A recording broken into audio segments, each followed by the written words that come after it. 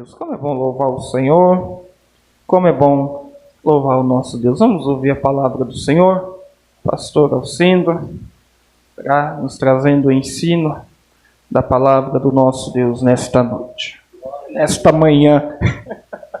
Oh, Jesus! Paz de Deus, irmão. Esse é o problema dos crentes, sabe? São igual a coruja, só serve a Deus de noite. Aí quando nós vamos de dia, nós troca o dia pela noite. Graças a Deus. Aleluia. Irmãos, vamos pedir a Deus, pedir ao Espírito Santo que nos ensine, amém? Porque é Ele que ensina a nós apenas se colocamos no lugar onde Deus precisa de nós, e o resto Deus faz por nossas vidas, né? Eu quero falar nessa manhã com os irmãos, talvez não falamos aqui 30 objetivos, mas vamos 15, talvez não falamos todos isso, mas o pouco que nós puder falar vai nos ajudar. Está no capítulo muito conhecido dos irmãos aí, a palavra, é João capítulo 21, Evangelho, a partir do verso 9, seguir, nós vamos falar sobre uma experiência que Jesus passou para os seus apóstolos, para os seus discípulos, e é muito importante.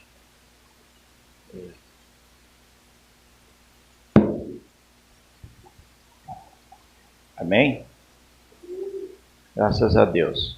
Temos a palavra, não sei se a tradução vai ser diferente. Logo que desceram para a terra, viram ali brasas e um peixe posto em cima e pão. No versículo 9, a Bíblia diz que os discípulos saltaram em terra e viram isso aí, brasas, peixe e pão. Podeis assentar. Somente esse texto. Depois nós decorremos o mais que precisar. Esse é uma parte da Bíblia que eu prezo muito, desde quando eu aceitei o meu ministério que Deus tem me dado. Que ele fala sobre o cuidado de Jesus com os seus discípulos. Mesmo após a sua morte. Ao ele ressuscitar, tudo que ele tinha ensinado para eles durante 3 anos e meio, após a sua ressurreição, Jesus volta a reencontrar os seus discípulos para que lhe dessem as últimas instruções.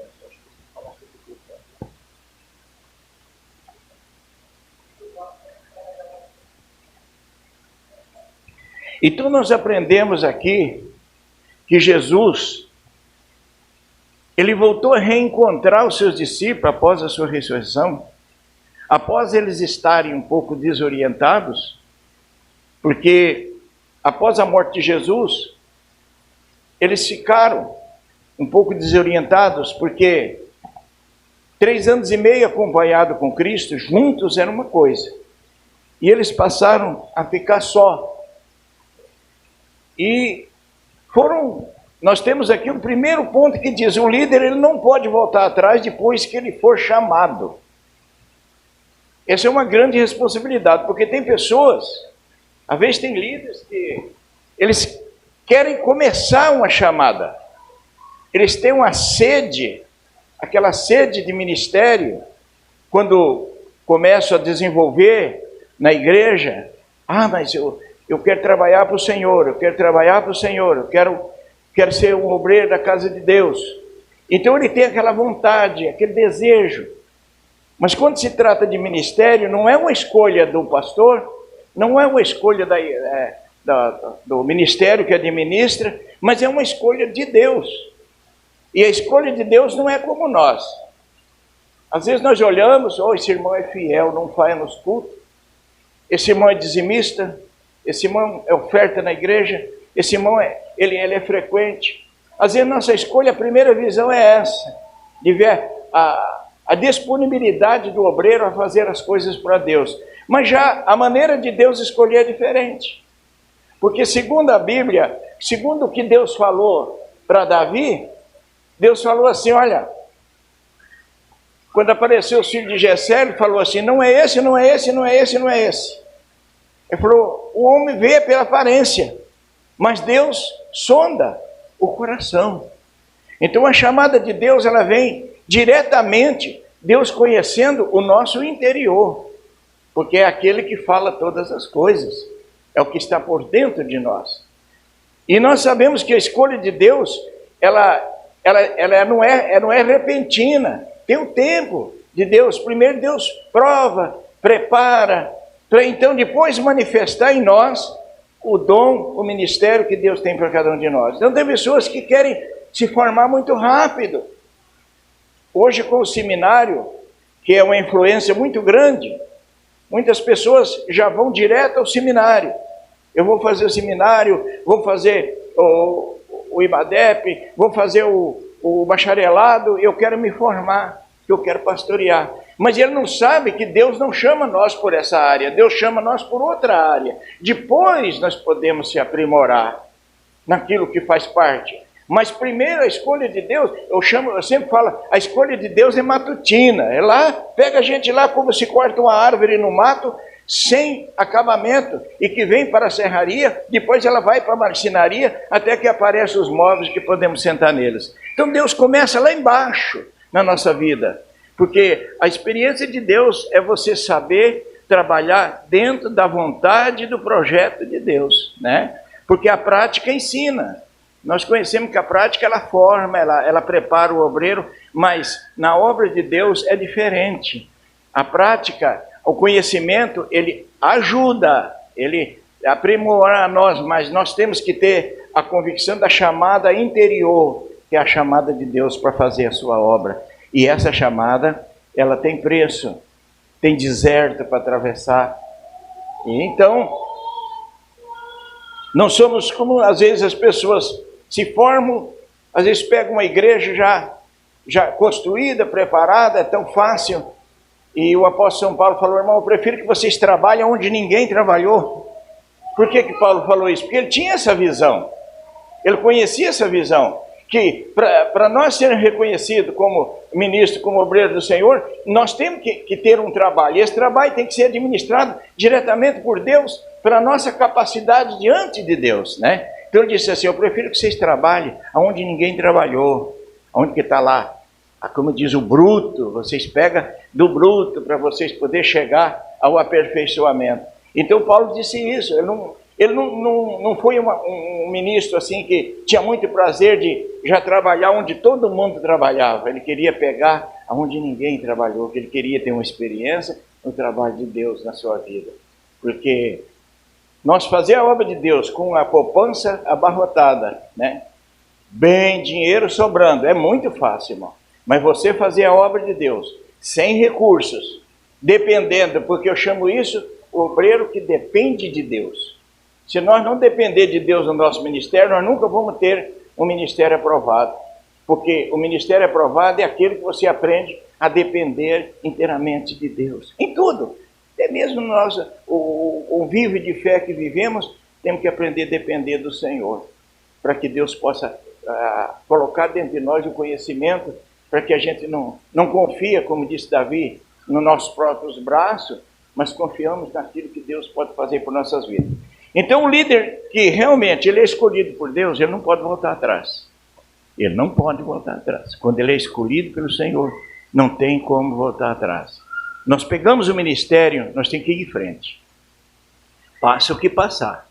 Atravessa o que tiver que atravessar. Mas nós temos que ir em frente. Não tem esse negócio de dizer, não dá mais, porque às vezes encontra muito empecilho no caminho, né? Eu nasci no ministério, até o irmão falou o nome da cidade ali, Arapongas, sede era ali. Eu nasci no ministério e depois de alguns anos o presidente faleceu, então declinou e não foi mais, porque quem ficou na direção não mais fez conforme era a vontade de Deus e acabou fechando. Aí eu vim para a Igreja de Deus, o irmão já está com 35 anos. Então o que acontece? Eu só falei assim, eu falei para o vice-presidente, eu falei, eu tenho um ministério que Deus me deu, ou aqui ou aonde for, eu vou exercer ele até o fim. Porque Deus colocou, confiou em mim, acreditou na minha pessoa e eu vou ter que ser fiel até o fim. Seja aqui ou seja o ministério que Deus me colocar, eu vou continuar. Isso se passou 4 anos. Eu fiquei em vão, dei um espaço de 4 anos sem assumir nada. Depois de 4 anos, eu sofri um acidente antes, muito grave, e aí me recuperei daquele acidente, vim para essa obra por um chamado de Deus, por uma revelação. Então, continuei, porque o diabo é assim, irmão, quando nós somos chamados para o ministério, a tendência dele é que nós desista, porque a nossa permanência dentro do ministério é um prejuízo para ele. Se nós não desistir, ele não tem vitória. Então, a desistência é o perigo do obreiro, é ele desistir. Porque vem luta, vem problema, vem perseguição, vem pouco caos. Eu fui enxotado da igreja para fora. Eu pastoreava uma igreja com 78 membros na época, e um outro pastor que eu trouxe para a igreja, consagrei a diácono, e preparei ele, de repente ele assumiu a igreja no meu lugar, porque naquela época, daí ele abriu uma obra, e eu cheguei na igreja e falei, irmão, eu aqui nem como membro não te quero aqui. E eu deixei a igreja formada como está aqui para ele. Então, irmão, eu fiquei para o lado do portão, eu chorei muito, porque não é fácil você ter uma decepção dessa dentro do próprio quadro cristão. E aí eu falei assim, tá bom, irmão, se não cabe mais eu aí, Deus vai ter um lugar para me colocar. E aí isso eu fiquei 4 anos, orando a Deus, porque veio muitas ofertas tentadoras, né? A igreja do Miranda Leal, não sei se vocês conhecem o nome desse ministério, me ofereceram uma igreja com 120 membros, carro na garagem, gasolina, para mim trabalhar. E eu não quis. Aí o senhor, mas por que o senhor não quis? Eu digo, eu não sei se é essa a visão que Deus tem para mim. Eu vou esperar. E quando eu assumi a igreja no Paraná, tinha 7 pessoas dentro da igreja. Não tinha ninguém. Um salãozinho feito de costaneira, não tinha um cobertinho com eternite, até, tipo um barraco. Assumi ali. E eu falei, Senhor, se tu é comigo, tu vai me abençoar. E Deus nos abençoou. Então Deus quer Ele fazer o trabalho por nós. Não nós querer já pegar tudo e dizer, não, isso aqui foi eu que fiz. Não, Deus quer fazer em nós. Deus quer usar a gente. Então por isso que nós não podemos voltar atrás. Porque nós não sabemos o projeto que Deus tem lá na frente. Para mim, para você, para todos nós que estamos aqui, né?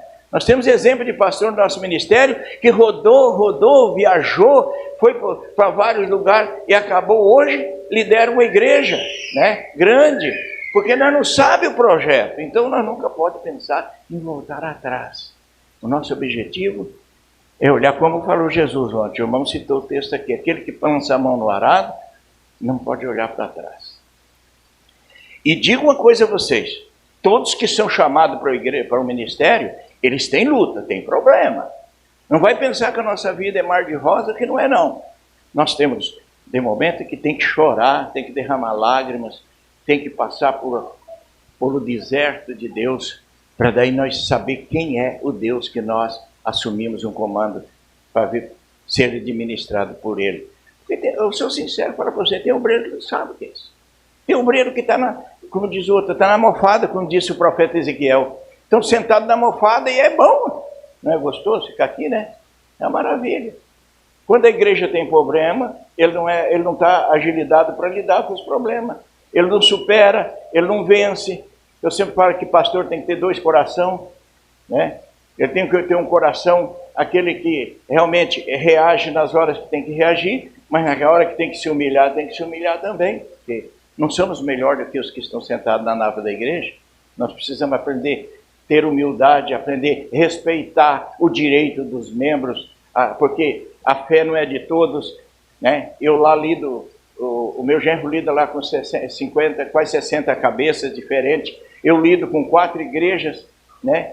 Então, são diferentes as mentalidades, um pensa de um jeito, outro pensa de outro, e se nós que tivemos na chamada de Deus, não buscar o conhecimento para entender, para ter um discernimento, tanto nós podemos sucumbir, como pode sucumbir a igreja. pode fazer a igreja sofrer, como nós também passamos a sofrer. Porque muitas vezes a gente fala assim, puxa vida, mas eu não podia, esse irmão não podia ter feito isso comigo.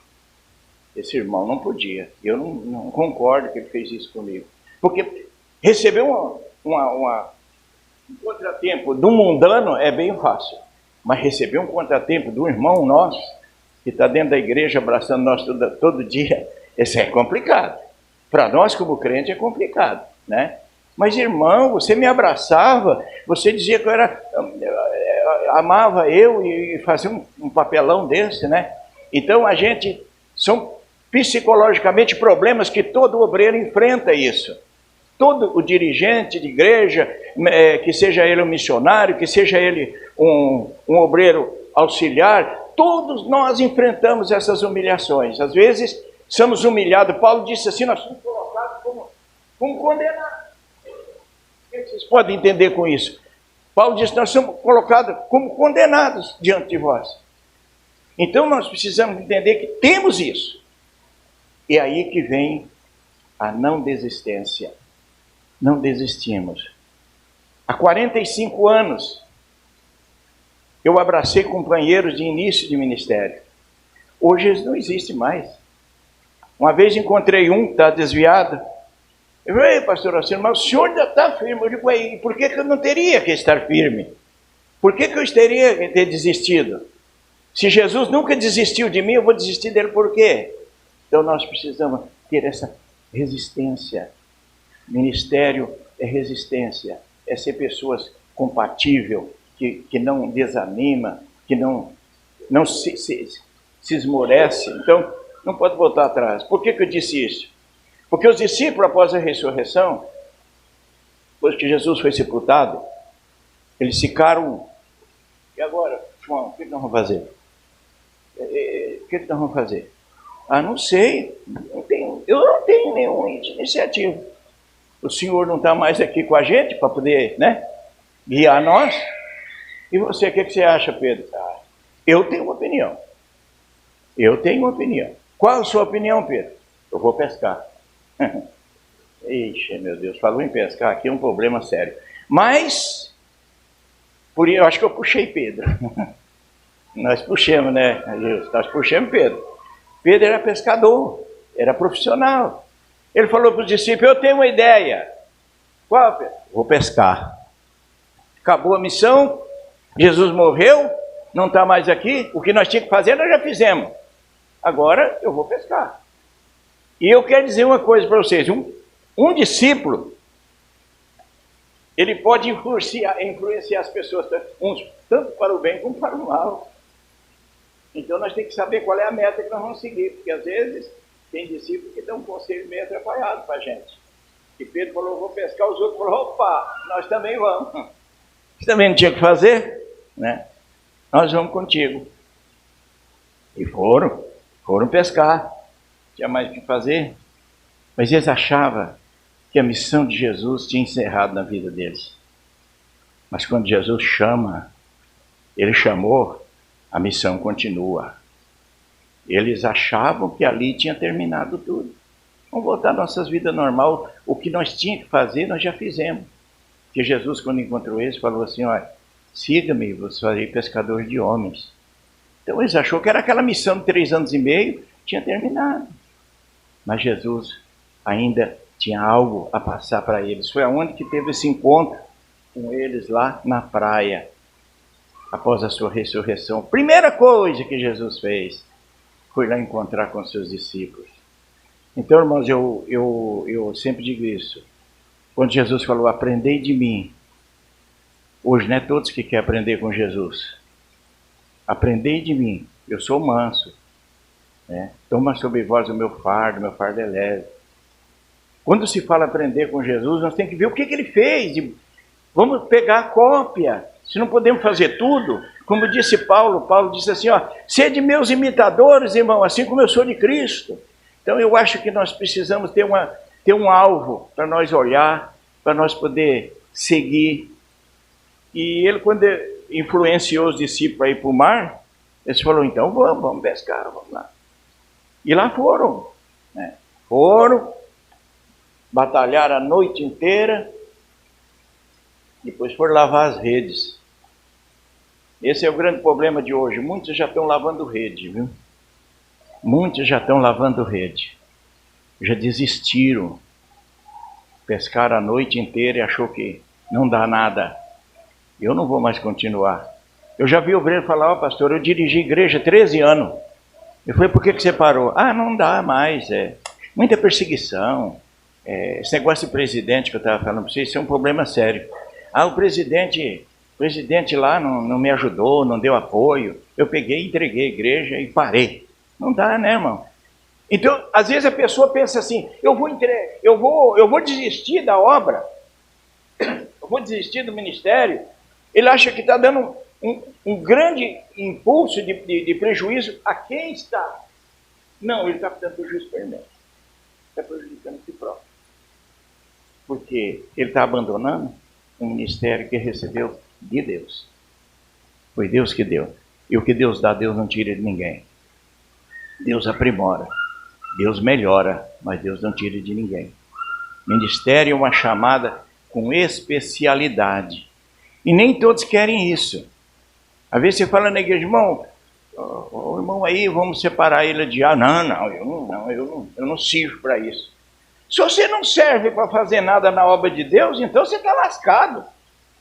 Porque Jesus falou assim que chamou nós para nós ir e dar fruto, e o nosso fruto permanecer. Então, às vezes tem pessoa que quer ficar 10, 15, 20 anos na igreja, mas não quer fazer nada. Não quer fazer nada. Então, aí vem aquela inversão de muitos que falam assim, demônio, essas coisas é para pastor, eu não expulso demônio.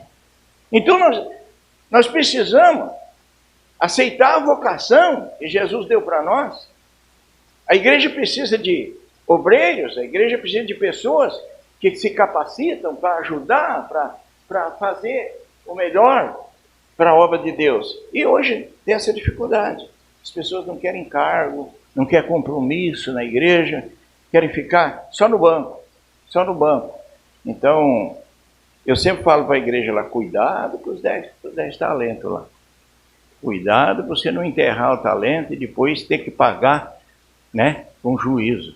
Então, está vendo, nós somos um pregador eloquente, nós somos um pregador com grande teoria, com grande formação, porque não é isso que nós pregamos, como disse o pastor Orne, nós pregamos um evangelho simples, porque somos simples. Quem é simples, o evangelho é uma simplificação da nossa própria vida.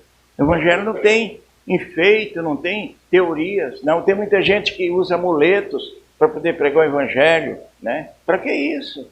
Se a Bíblia diz assim que o Espírito Santo é que rege a nossa vida, o nosso trabalho. Então, eu acho que a chamada de Jesus a esses homens foi com especialidade. Aí, estavam lá pescando, batalhar, depois foram, não adianta, não vai dar nada não. Acho que essa saída nossa, essa largada que nós deu, e agora parece que nós não, se não for depender de pescar peixe, nós vamos morrer de fome. Não peguemos nada, e nós eram pescadores, viviam disso. Mas só que mudou a direção. Agora é uma direção de Deus, já não é mais a nossa própria direção. E testemunhando aos irmãos, quando eu aceitei o ministério pastoral, até eu conto para os obreiros, eu tinha 1 ano de crente. Mas só 1 ano, pastor, só 1 ano. Eu tinha 1 ano que eu era crente na igreja. E aí, aquela necessidade de obreiro, vamos separar o irmão a presbítero. Daí o outro falou, não, presbítero é muito alto o cargo para ele. Vamos pôr mais baixo um pouco, vamos separar ele a diácono. Foi diácono, depois presbítero, aí o presbítero morreu, o dirigente morreu. Eu fui à convenção, tive que assumir a igreja. Aí fui consagrado a pastor por 1 ano, eu estava no ministério. Foi tudo bem? Foi. Mas o senhor levou alguma cabeçada? Muitas. Fez coisa errada? Muitas. Errei muito na frente da igreja, muito. Mas era permissão de Deus, porque eu sempre falo isso. Às vezes aprender com os erros não é bom, mas às vezes é experiência para nós. Quando você erra e você vê o prejuízo, você fala, nesse ato eu não erro nunca mais, porque eu tive prejuízos. Então, comecei, teve dificuldade? Tive problemas? Tive. Mas uma coisa é certa, em todas essas dificuldades, Deus sempre esteja comigo, me ensinando, mostrando aonde que nós devíamos ir. Não tinha mais um pastor para me orientar, eu não tive um seminário, eu não tive nada. Comecei no seminário que Deus me chamou. Esse é o seminário correto, é aquele quando você vai na visão de Deus, fazendo aquilo que o Senhor te ensinou dentro da humildade, da obediência, da simplicidade. Foi o que Deus me ensinou. Então esses homens aqui eram simples. Eles não eram homens cultos, não eram homens com grande capacidade, irmãos, influência de aprendizado. Eles eram simples. E ele falou, chegaram lá, não pegaram nada, cansado, porque aí vem o ponto do desânimo. É o caso de muitos, porque às vezes você assume o ministério, mas você não tem sucesso nele. Ah, pastor, mas não foi Deus que chamou? Foi. Mas Deus permite que você não tenha sucesso para ver o que você vai fazer. Porque Deus trabalha também com o teu sentimento, não é só com a vontade dele. Deus trabalha também com o nosso sentimento.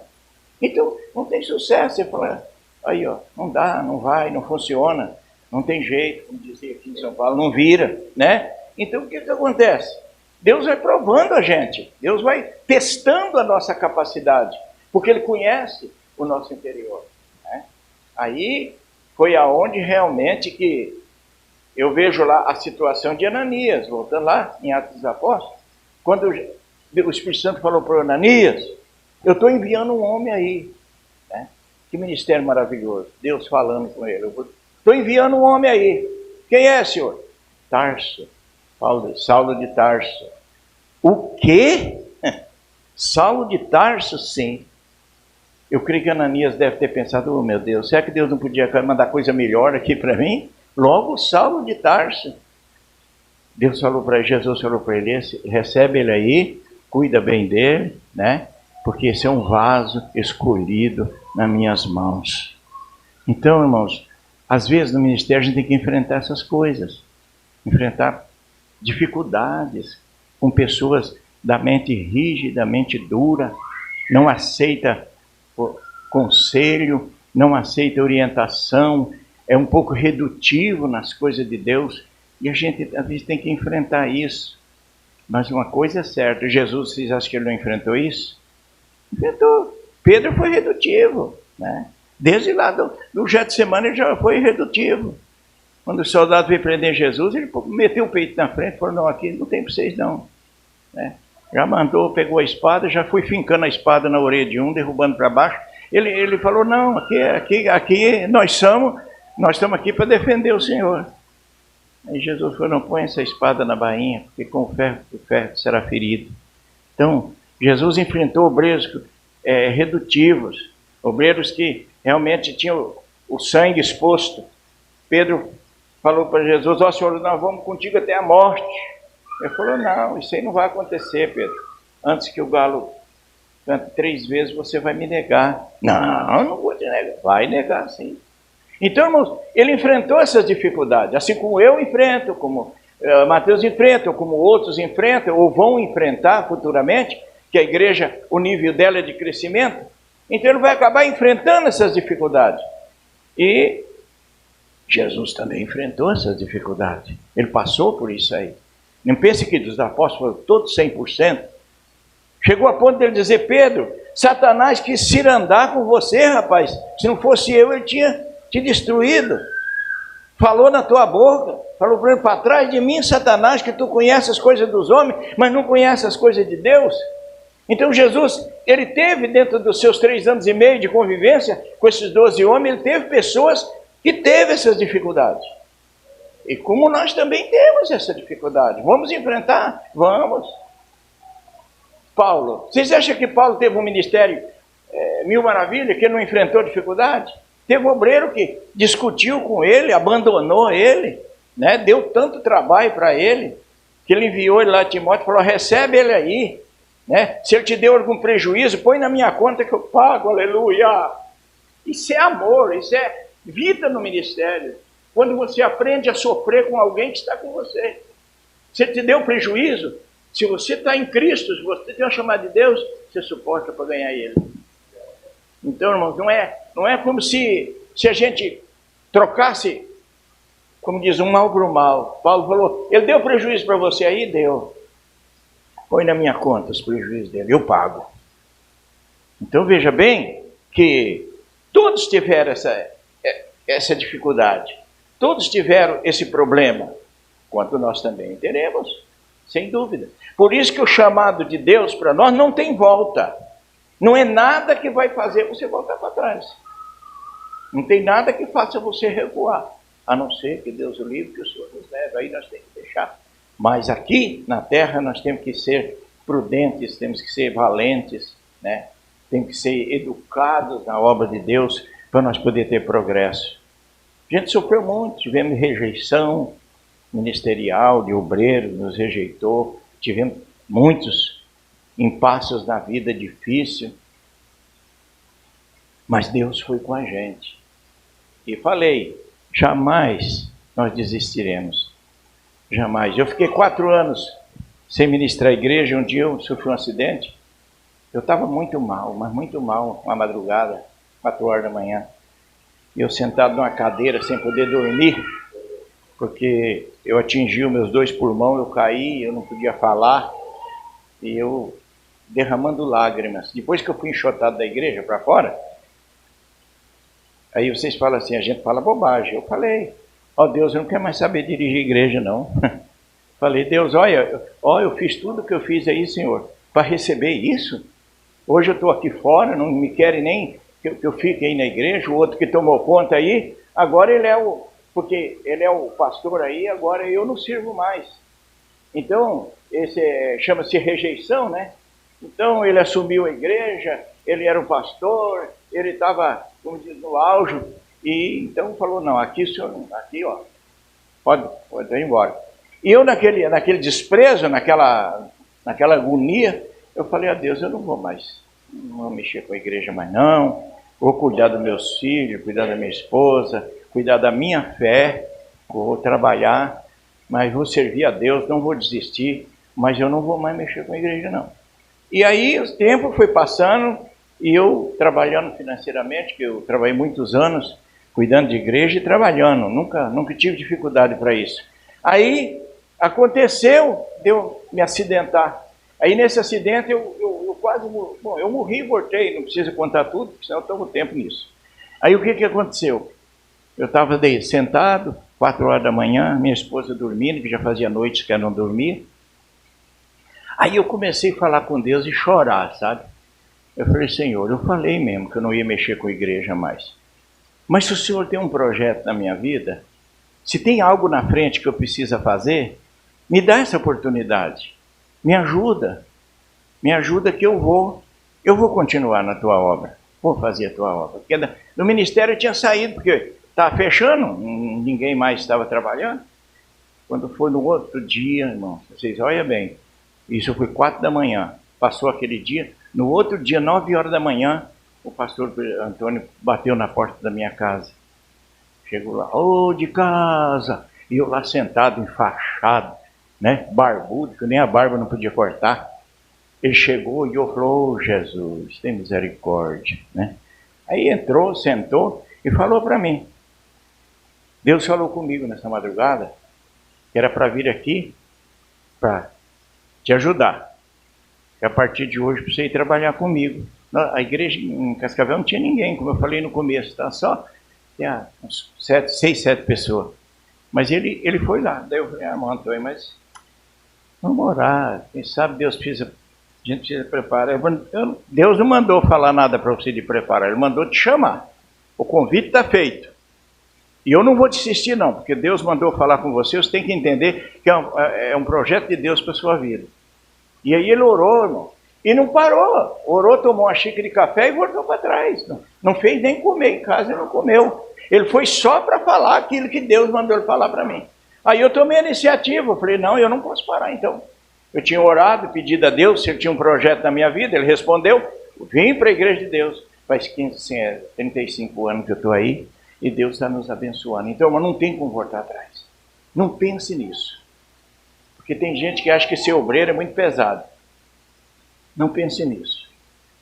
Se você ficar um mês, 15 dias, no banco, glorifica a Deus por isso. Às vezes Deus está te provando. Deus quer saber se tu é pastor só aqui. Tem muitos que é pastor só aqui. Saiu aí, para ele, se ficar um pouco lá fora, para ele já não está bom. Eu estava contando para o irmão que estava de porteiro, alguém chegou para mim, pastor, o que você está fazendo de porteiro? Eu digo, estou cuidando da porta. Mas pastor, lugar de pastor é na tribuna. Eu digo, lugar de pastor é onde é que Deus coloca. Então, irmão, tem gente, perdão da palavra, com todo respeito, mas tem gente que é idolatrado nisso aqui. Ele é idolatrado nisso aqui. Se ele não sentar aqui, ele acha que a igreja, o culto, para ele não serve. E nós não podemos pensar dessa forma. Nós somos chamados. Quantos aqui conhecem o ministério de Manuel de Melo, Brasil para Cristo? Você conhece. Manuel de Melo, quando ele iniciou, foi assim, ele era diácono. Né? Ficava na porta. Eu ouvi isso, não vou dizer do ministério que eu ouvi, porque não cabe. Falou assim, irmãos, eu lá na igreja sou comedor de mosquito. Eu falei, por quê? Eu digo, só põe na porta, eu só sou porteiro, não faço mais nada lá. Daquilo que você pregou ontem. Só. Mas é para Deus, não é só. Então ele falou, eu sou porteiro. E o Manuel de Melo só na porta. E não é que Deus chamou ele para o ministério. A igreja não viu, a igreja não sabia. Deus escolheu ele. E lá na porta, ele orou por uma irmã com asma. Ela foi curada na hora.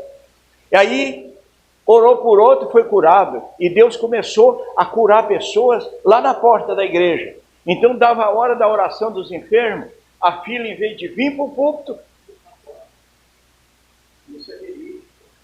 E o que aconteceu? E ele continuou orando e Deus curando. Aí o pastor falou, irmão, você tem que parar com isso. O púlpito é lá, não é aqui na porta. De o que eu vou fazer? Os irmãos vêm aqui para receber oração, tem que orar. E aí começou uma perseguição. Perseguição, até que Deus falou com ele, ele abriu um ministério do Brasil para Cristo e explodiu.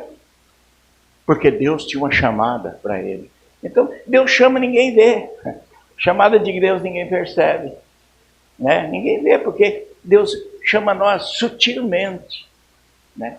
E aí, quando Jesus escolheu os apóstolos, ele chegava neles e falava assim, fulano, siga-me.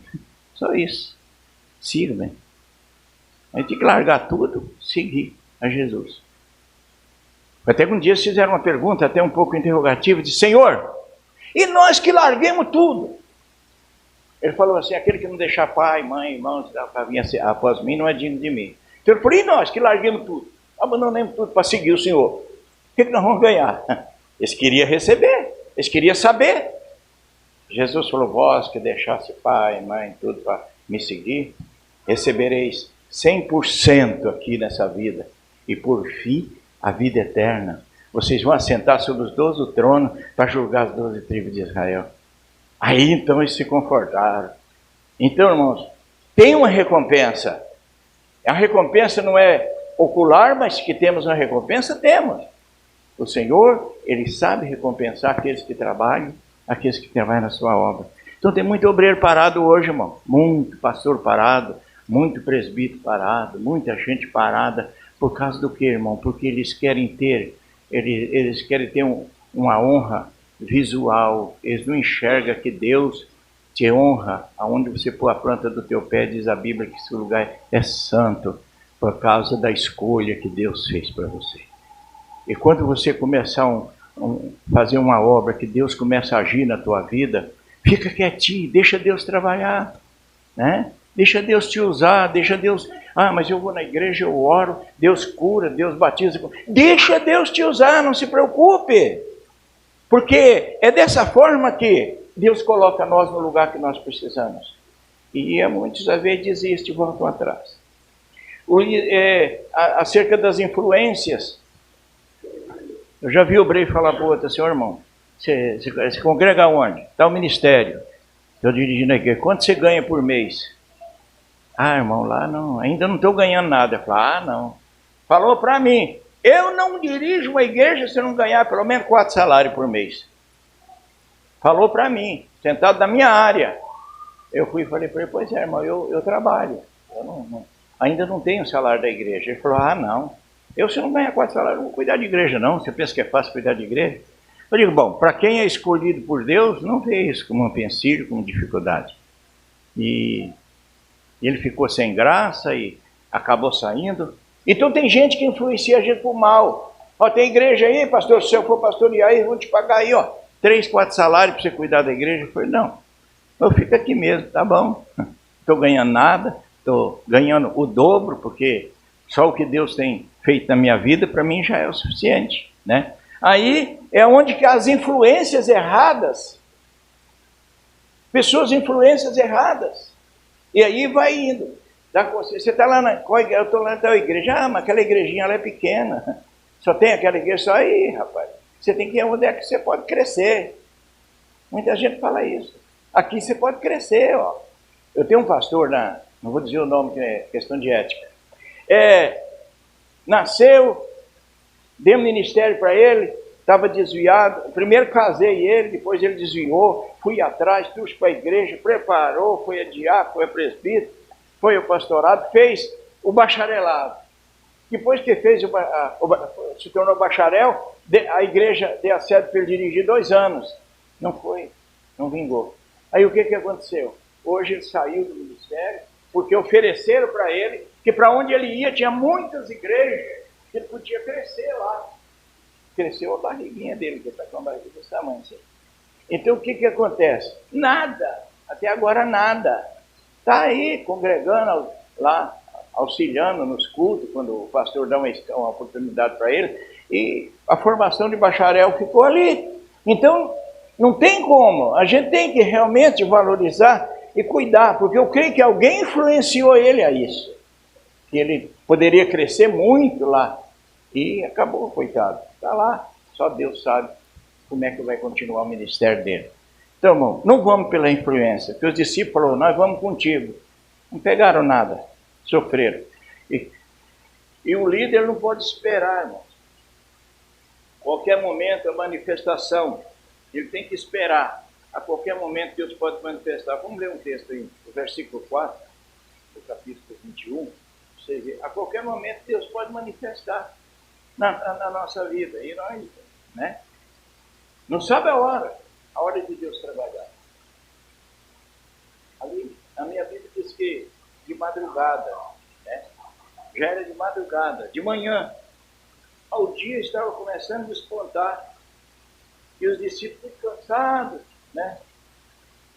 De repente, eles observam de madrugada, as primeiras horas do dia, lá estava Jesus, em busca dos seus discípulos, porque ele notou neles, ele sabia que eles iam fracassar, por isso que ele falou para eles, né? Preparou eles. Então, lá estava Jesus, olhando para eles, e quando eles olharam para Jesus, um daqueles dos discípulos mais que Jesus era mais ligado a Cristo, falou, olha, esse é o Senhor, está aí. O Senhor é o Senhor. E Pedro estava despido, né, como vocês conhecem. Pedro pegou e se jogou dentro d'água. De vergonha, porque ele não teve a visão de discernir, mas João discerniu. É o Senhor que está aí, ó. E agora? E agora? Qual foi a prestação de conta? Jesus chegou e falou, o que vocês têm para comer? O que vocês conseguiram fazer? Eu dei instrução a vocês, eu ensinei. O que vocês fizeram? Ah, Senhor, não está fácil. Nós batalhamos a noite inteira e não pegamos nada. Não conseguimos pegar nada. Então, eu fico pensando, irmão, tem muito obreiro com a rede furada. A rede está furada. O peixe vem, mas escapa, vai embora. Não fica. E tem um hino na harpa cristã que fala, às vezes eu vou pescar, às vezes não tenho o dom, mas o Senhor me leva para me ensinar. Um hino na harpa que canta assim. Então, às vezes, ganha pessoas, mas não permanece. Escapam. E passa tempo, passa ano, aí ele vem, o meu ministério não é aprovado por Deus. Deus não aprovou. Não. É porque muitas vezes nós estamos fora da orientação de Deus. Porque nós também temos a nossa ideologia de fazer, né? Nós também pensamos em fazer coisas que não estão na Bíblia, mas como disse Paulo, tudo que é para edificação, isso façais. Então, às vezes a gente faz, não, vai dar certo e tal. E os discípulos fizeram a parte deles. Não, nós vamos lá e vamos continuar. Mas não pegaram nada. As redes não funcionou. E hoje muitos estão assim, não pegam mais nada, não continuam lançando a sua rede ao mar. Então, são obrigações que às vezes a gente não leva a sério isso aí.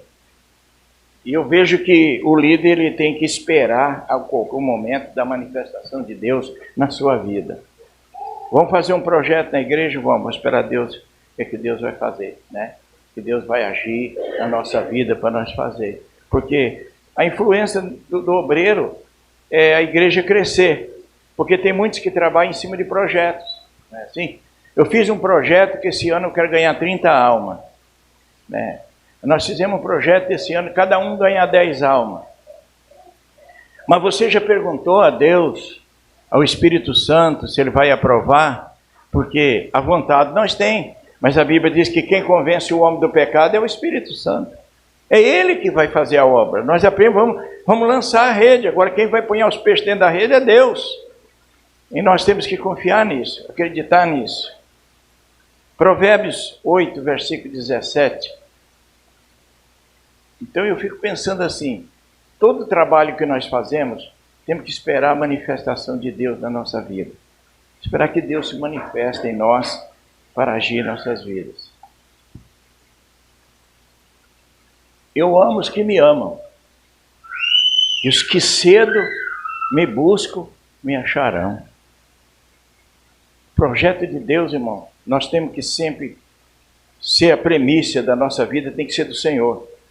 O meu genro fez um projeto lá na sede da escola bíblica, nos domingos de manhã. Não foi, não funcionou. Porque a prioridade das pessoas no domingo, a prioridade deles não era as coisas de Deus. A prioridade deles eram outras coisas. A prioridade deles era dormir, descansar, porque eu trabalho a semana inteira. Então eu não vou na igreja. De manhã é bravo, você tem que sair e 9 horas já tem que estar na igreja. Quando tínhamos ceia na igreja às 9 horas da manhã, muitos reclamaram. A gente tem que vir na ceia às 9 horas da manhã e depois de noite tem que voltar para o culto. Jesus, ele ensinou que a premissa é para Deus. Desde a hora que nós levantamos, o que nós podemos fazer para Deus, não podemos fechar as mãos. É prioridade do Senhor, esse dia é uma prioridade. Eu tenho que estar na casa de Deus. Então, aqueles que de madrugada me buscam, me acharão.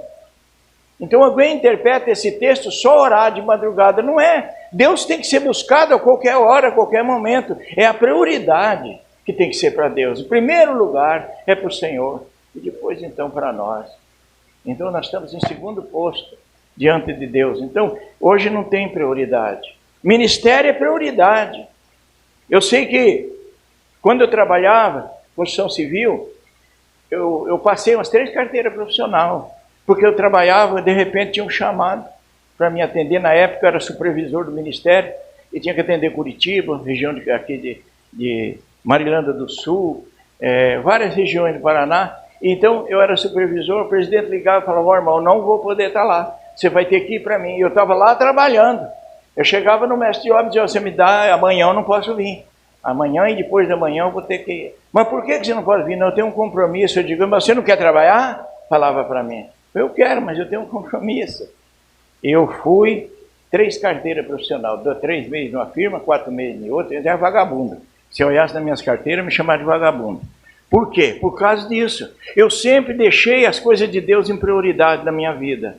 Mas não é todos que têm essa vocação, não é todos. Não é todos que pode ser assim. É para quem Deus realmente me preparou para isso, e nem todos é assim. Aí venhamos que, depois de algum tempo, eu não queria parar de trabalhar, queria continuar trabalhando, porque eu ganhava bem, não queria parar de trabalhar. Aí o tesoureiro da nossa igreja, ele é muito positivo, assim, sabe? Você conhece ele, o irmão Calvo. Então ele cheguei na casa dele, E ele falou, pastor, eu vou te falar uma coisa, o senhor gosta ou não gosta, mas eu vou te falar. Eu falei, fala, irmão, pode falar, não tem problema não. O senhor não vai se ofender não, de modo algum. Ele falou, ou o senhor é pastor, ou o senhor é mestre de obra. O senhor que escolhe, qual dos dois que o senhor quer seguir. Porque não dá, pastor, o senhor trabalha material e fica na igreja, nem uma coisa e nem outra. Parece que Deus mandou ele falar aquilo para mim. Aí eu aprendi uma coisa, ter Jesus como nosso Salvador, ter Jesus como nosso Deus, ter Jesus como tudo na nossa vida é uma bênção. Mas ter Jesus como patrão não é fácil. Porque a nossa fé não alcança. Principalmente se nós iniciamos um trabalho, né, pastor Adeildo, com dificuldade. Pastor Adeildo, quando chegou em Assis Chateaubriand, o obreiro que saiu de lá para ele entrar, falou para ele, você vai, como é que falou? Você vai passar fome aqui, né? Você vai aprender a passar fome aqui em Assis, falou para ele. Hoje Deus tem abençoado muito esse homem lá. Né? Então, eu fico analisando ali. Então, eu pensei assim, eu falei, as coisas de Deus, eu falei, irmão, obrigado pelo aviso. Aí eu falei para minha mulher, eu acho que eu vou ter que parar de mexer com construção. Ela falou, e daí? Agora nós vamos ficar, porque sempre às vezes a esposa tem alguns têm a fé mais forte, às vezes vai na hora, ela dá uma balançada, né? Ela falou, não vou ficar aí, tem que pedir para a igreja as coisas para comer, bem, não dá. Eu falei, não vai pedir nada não, acho que Deus vai prover. Sei lá, a renda da igreja era muito pouca naquela época. Aí eu falei, eu vou ficar mais um pouco trabalhando. Peguei mais uma casa para construir. Quando eu concretei, quando eu fui fazer a laje da casa, eu me acidentei da coluna, aí não aguentei mais nem andar. Fiquei que nem o pastor uns dias aí, fiquei de arrasto. Aí, cheguei na igreja, fui fazer a convenção, a reunião no ministério, peguei uma cadeira e falei sentado, porque eu não aguentava ficar de pé. Aí Deus levantou um irmão lá e falou, a partir de hoje, nós vamos salariar o pastor, ele não pode mais enfrentar essa vida aí. A partir desse dia, eu fui independente da vida financeira. E nunca mais Deus deixou faltar nada na minha vida. Então, irmãos, são coisas que às vezes nós não entendemos. Tem um tempo para Deus fazer tudo na vida da gente. Deus faz tudo. A nossa fidelidade é o importante. Então, essa influência, e nós precisamos esperar na vontade de Deus. E a prioridade é para Ele. Começar de manhã, aquilo tudo que nós fizermos, prioridade é para o nosso Deus. Vamos para mais um texto. Nós já lemos o versículo de número 4, vamos ler o versículo de número 5 e o 10. Quando nós estamos fora da vontade de Deus, nossa visão espiritual ela é prejudicada. A visão espiritual nossa é prejudicada quando nós estamos fora da vontade de Deus. E é tão bom quando nós aceitamos, o pastor falou ontem sobre a vontade de Deus, né? É tão bom quando você aceita a vontade de Deus na sua vida. Coisa preciosa, porque você acaba fazendo aquilo que Deus quer. Achou, Mateus? É o mesmo capítulo, só que toca o versículo 5 e pula para o 10 depois, tá? Lá diz assim, e disse depois Jesus, filhos, tendes alguma coisa para comer? Eles responderam, não temos nada. E aí então que entra o primeiro texto que lemos. Eles deram uma olhada assim, fogo, brasa, peixe e pão. E eles de mão vazia. Então o que Jesus queria falar com eles de uma forma visual. Jesus quis falar para eles, peixe simboliza vidas, pessoas. Eu chamei vocês para ser pescador de homens. Não voltar a pescar. O pão simbolizava alimento, sustentar, alimentar. As brasas simbolizavam o poder de Deus na vida deles. Porque o poder de Deus não é lavareda, gente. Tem pessoas... eu friso muito a palavra pentecostal. Pentecostal é sentido de festa. E muitas vezes a pessoa pega a palavra pentecostal, ele acha que é poder, é isso, é aquilo. Não, o poder de Deus é diferente. Porque existem muitos obreiros que pregam mais em língua do que a própria Bíblia. E isso é errado. Na minha concepção é errado. Nós precisamos pregar a palavra. E às vezes a igreja está tão habituada com esse evoluimento de volume, de poder, que o pastor está pregando e eles estão lá, gritando, dando glória e pulando para cima. Quando o pastor acabar de pregar, pergunta o que o pastor pregou, não sabe. E a Bíblia diz assim, que a fé vem pelo ouvir. E ouvir o que, irmão? A palavra de Deus.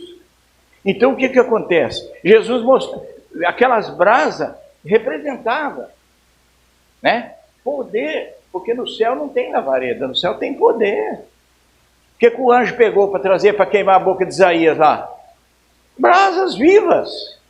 Segundo isso, é poder de Deus. E ele foi lá com a tenaz e pegou a brasa e trouxe e passou nos lábios do profeta.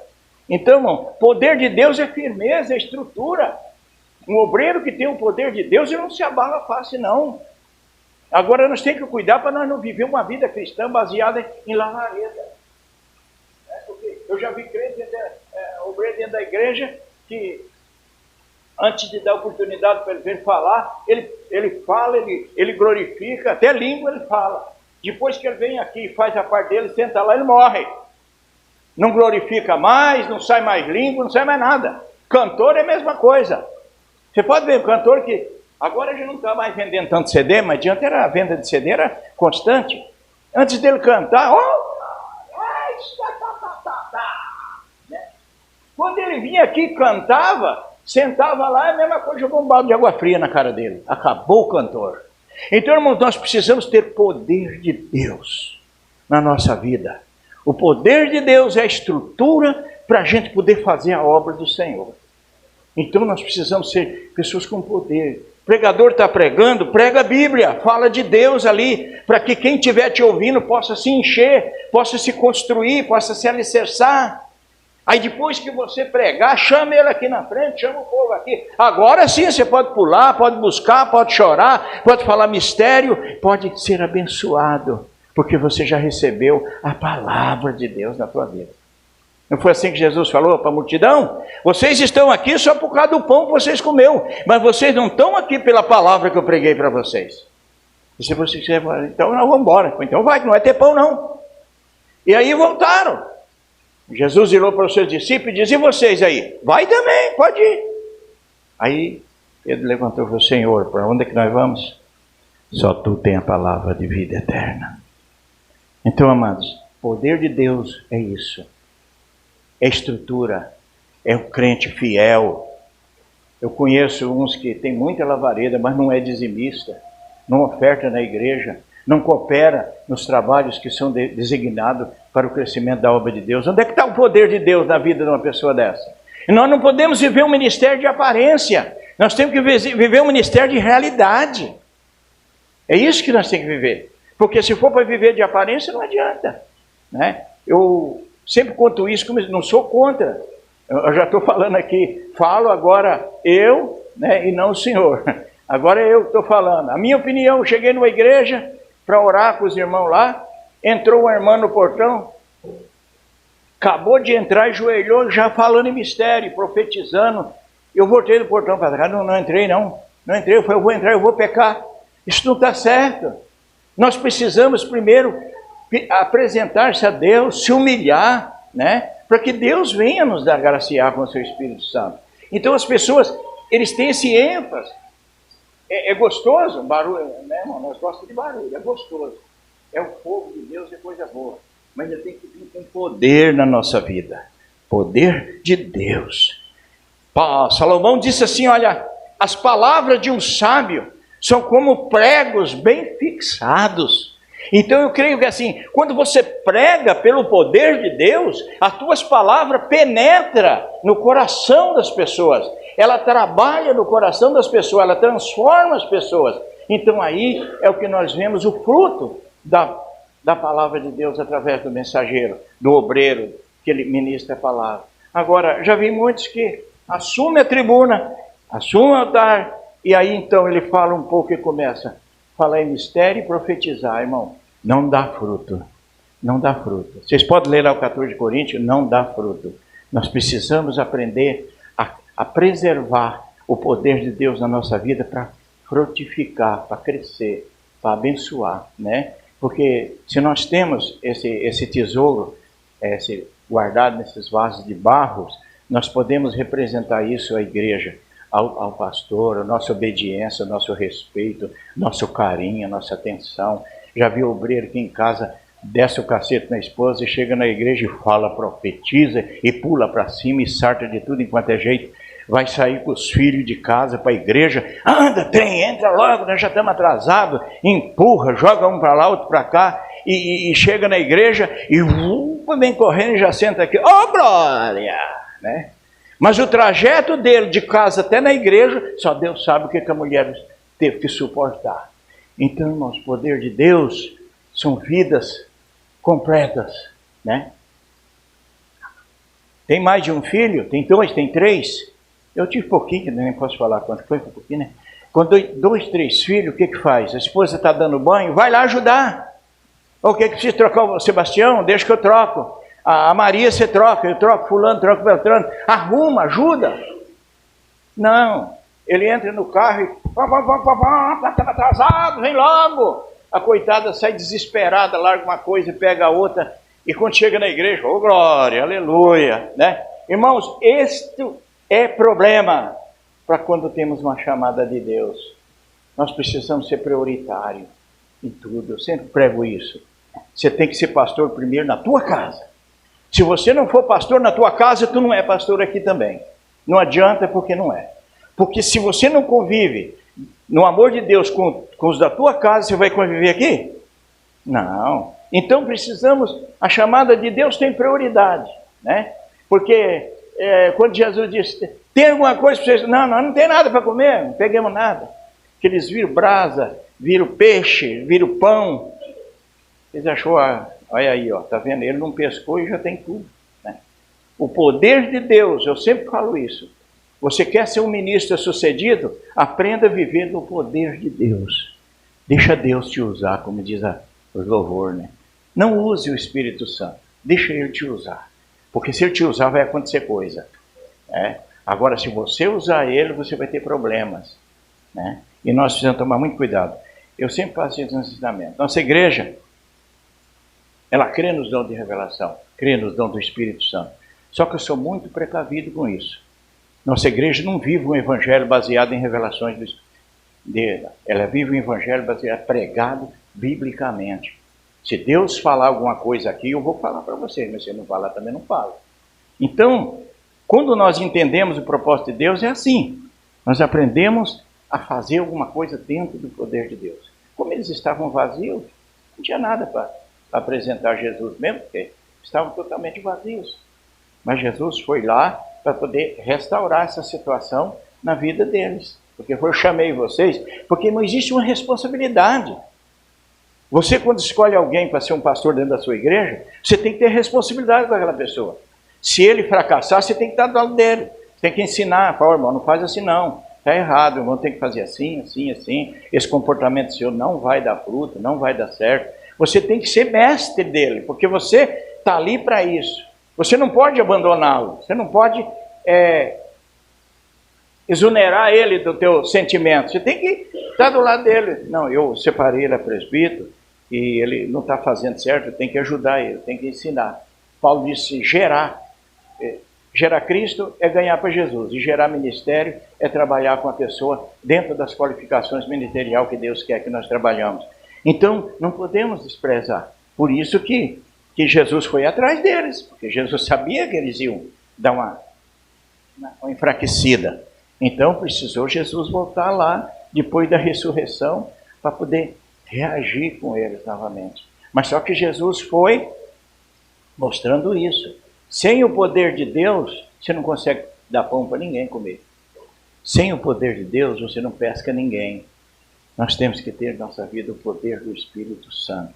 Testemunho de crente. Isso faz parte do poder de Deus na nossa vida. Você ter testemunho cristão. Porque o que enobrece o nosso ministério é o nosso testemunho. Não precisa ninguém, você falar para os outros, eu sou pastor, como um chegou lá na minha igreja e falou, eu faço seminário para jovens, seminário para crianças, seminário para pastor, seminário para igreja em geral, não precisa isso. Quando você tem a graça de Deus, o poder de Deus na sua vida, o próprio trabalho que você faz enobrece o que você é. Ele vai te fazer você crescer na presença de Deus, né? Porque Jesus falou, você quer ser grande? Mostra através do teu trabalho. É você que tem que mostrar o que você é. Não adianta o Mateus chegar ali no irmão e falar, não, irmão, você é uma bênção, mas seu irmão, só para te agradar, só para fazer um elogio pessoal, isso não adianta nada. Mas o irmão tem que crescer por conta própria diante de Deus. Fazer o seu trabalho, agradecer a Deus pela oportunidade, porque não é com toda a igreja hoje que a pessoa tem oportunidade, né? As igrejas grandes, elas não precisam muito de obreiro, elas têm bastante, estão tropicando um no outro lá. Então, se você for aceito lá, muito bem, senão você fica lá no banco, lá, congregando, né? E às vezes você tem desejo de fazer alguma coisa e não pode fazer. E já tem onde que às vezes Deus abre as portas. Aí vem alguém falar assim, mas a igreja lá é muito pequenininha. Mas a igreja do Senhor não é pequenininha, ela pode estar distribuída em partes, mas ela é grande. E eu sempre falo isso, nós não somos pastores só aqui, não sou pastor só lá da minha igreja lá, nós somos pastores da obra de Deus. Aonde precisar de você, você tem que estar presente e fazer com amor, fazer com carinho, porque é isso que eu entendo. Agora, alguns ministérios é diferente. Não, nosso ministério não aceita, eu sou de tal ministério. Nós somos da obra do ministério de Cristo, somos apóstolos de Cristo, e nós temos que fazer o que Cristo ordenar a nós, seja aqui, seja onde for, fomos convidados, que fomos enviados, nós temos que fazer. Esse negócio de recepção, aqui é minha igreja, eu só trabalho aqui, eu só faço aqui. Não, nós fazemos aonde Deus precisar de nós. Temos uma igreja para congregar? Temos. Temos um pastor que põe a mão sobre a nossa cabeça? Temos, porque isso é muito importante, você ter alguém que abençoe a sua vida. Você não é invicto, né? Então, amados, nós precisamos dessas iniciativas, porque Jesus falou para eles, se vocês têm alguma coisa para comer, disseram que não tinha nada para comer. Então, o verso 10 fala o que lá, irmão? Vamos ver.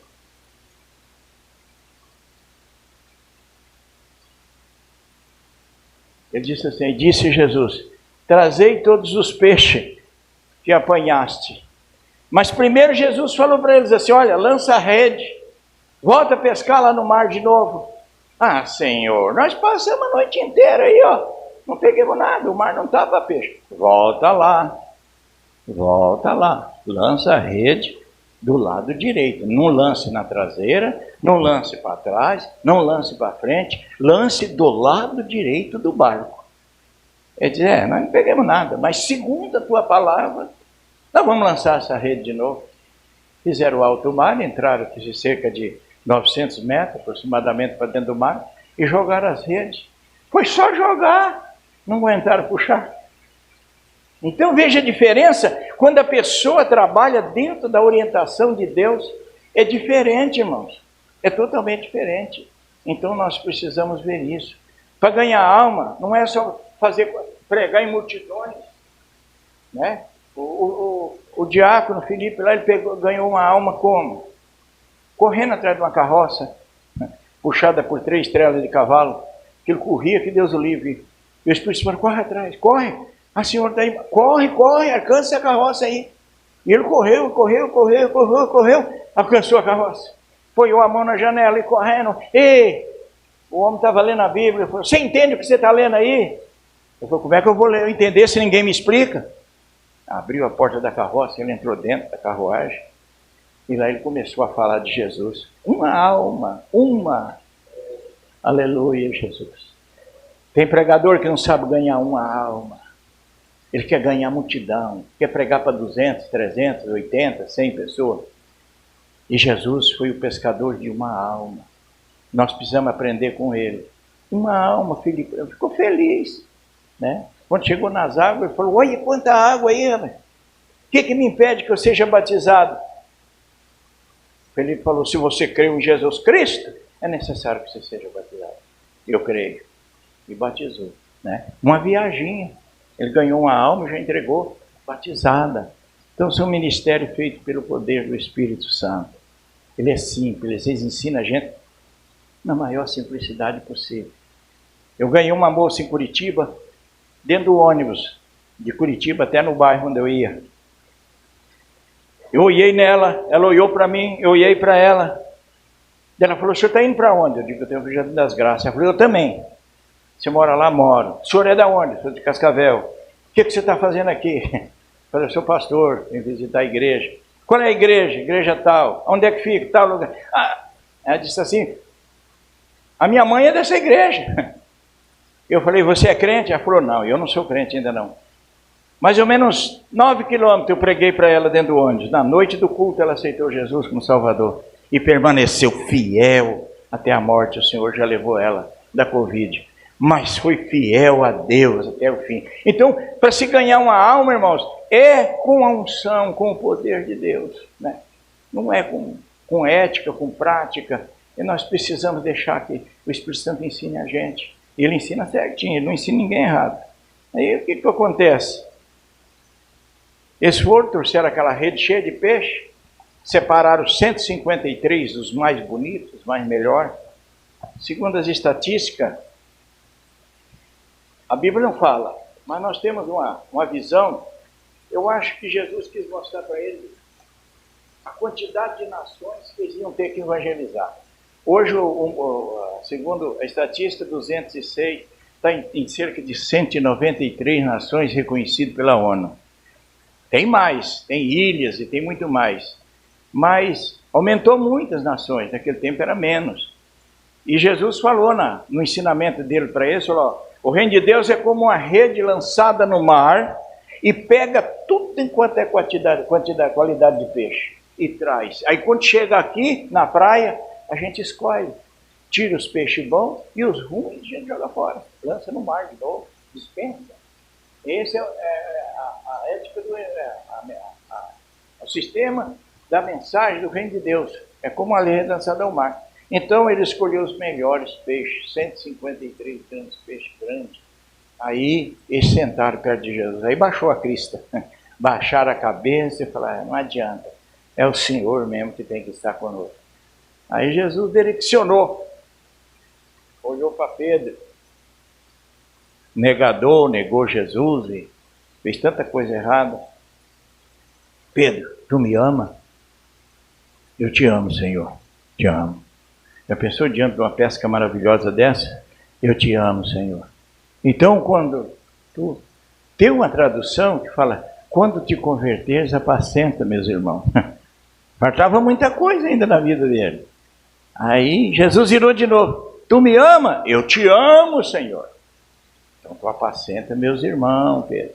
E Jesus está falando, você está vendo aqui, ó, vocês têm que ter poder, eu vou dar a vocês poder, e vocês têm que alimentar e ganhar almas para o reino de Deus. Aí eles falaram, tu me ama, Pedro? Ah, Senhor, Deus está aqui. Deus está aqui. Ele falou, então apacenta meus irmãos. Então, Jesus colocou neles, irmão, uma preocupação com a igreja. Né? Porque ele falou antes para ele, tu és Pedro, mas sobre essa pedra edifica a minha igreja, e as portas do inferno não prevalecerá contra ela. Ele colocou ali, repondo a ele uma responsabilidade para que ele fizesse, cuidasse da igreja do Senhor. Né, irmão? Hoje é tão difícil entrar nessa área quando se fala de cuidar e zelar da igreja de Deus. É tão difícil, porque, como eu falei anteriormente, existe muito problema e Deus tem que nos dar paciência para superar aí. Para entrar na presença de Deus, nós temos que estar preparados. Não pode ser de qualquer maneira. Temos que estar com a vida consagrada diante de Deus. Porque o Simão Pedro, que era um homem destemido da frente, quando ele viu Jesus, cingiu-se das suas vestes, vestiu as suas vestes, ficou com vergonha, porque ele estava despido, né? Eu busquei no dicionário em vários lugares, significa nu. Então, era uma decepção para Pedro, né? Ele precisava realmente de se compor diante de Deus, diante do Senhor Jesus. E vejamos que Eles foram competitivos a isso. Jesus sempre tomará a iniciativa de recompensar o fruto do nosso trabalho, né? Como eu disse, com o poder do Espírito Santo, com a graça de Deus, para nós fazer a obra de Deus, irmão. Obreiro rebelde, obreiro desobediente, não vai a lugar nenhum. Vocês podem acreditar. Outra coisa, obreiro que não gosta de trabalhar. Isso é um perigo para a igreja, esses homens. Porque se ele não tem a função de trabalhar, de ser um obreiro mantenedor da sua vida particular, é complicado. Nós tínhamos no começo da igreja lá, e tinha 6 pessoas na igreja, e mais era mulher, tinha um homem só, 2 homens só. E ele falou assim: ó, irmãos, a partir de hoje eu vou viver da obra, vocês têm que me sustentar, né? Eu vou viver da obra. Aí ia para o monte orar, dias, o sol estava estralando mamona, e ele lá no monte orando, né? E chegava em casa, almoçava e dormia um sono. Aí, quando tinha culto, ia para a igreja, estava trabalhando na obra. E as coisas não funcionou. Não deu certo. Acabou brigando com o cunhado, até um revólver pegou para dar um tiro no cunhado. Então, não adiantou nada, não resolveu nada. Então, irmãos, trabalhar na obra de Deus, ter a liberdade, né, irmão, ela custa para nós um preço muito alto. E nós vemos que Deus, ele recompensa o fruto do nosso trabalho. Deus não deixa nós sem recompensar. Isso aí pode ficar sossegado, porque o fruto adquirido do trabalho do Senhor serão sempre numerosos, com muita qualidade na nossa vida, porque não é pouca coisa. Coisa de primeira, nosso fruto é de primeira qualidade. Não é um fruto qualquer. E por essa razão, eu prezo muito o ministério da igreja. Eu valorizo muito os obreiros da igreja. Eu acho que eles merecem o nosso respeito, a nossa fidelidade, assim como eles devem prestar o respeito, a fidelidade à obra de Deus, àquele que ministra. Porque Paulo disse assim, uma época ele disse para a igreja de Corinto, que a igreja de Corinto sempre foi mais rebelde, né?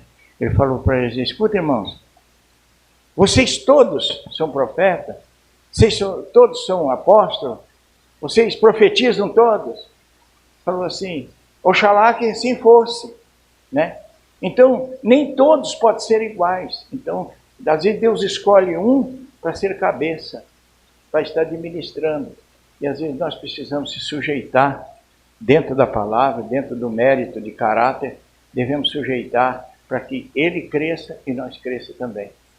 Porque vocês acham que a gente não cresce com isso? Claro que cresce. Quando você tem uma igreja que ama, um quadro de obreiro que te respeita, um quadro de obreiro que realmente assume as responsabilidades certinhas que você passa, irmão, isso enobrece. Nós temos mais força, temos mais agilidade, mais vontade de trabalhar, do que quando você enfrenta uma barreira, uma dificuldade, né? Não fala a mesma língua, então é complicado. Por essa razão que nós devemos aceitar a administração. Por isso que o apóstolo falou: Deus colocou um como profeta, né? Deus colocou outros como presbítero, como pastor, como diácono, evangelista, cada um com uma posição diferente, para um respeitar o trajeto de trabalho do outro. Eu não faço o que o evangelista faz, o evangelista não faz o que o pastor faz.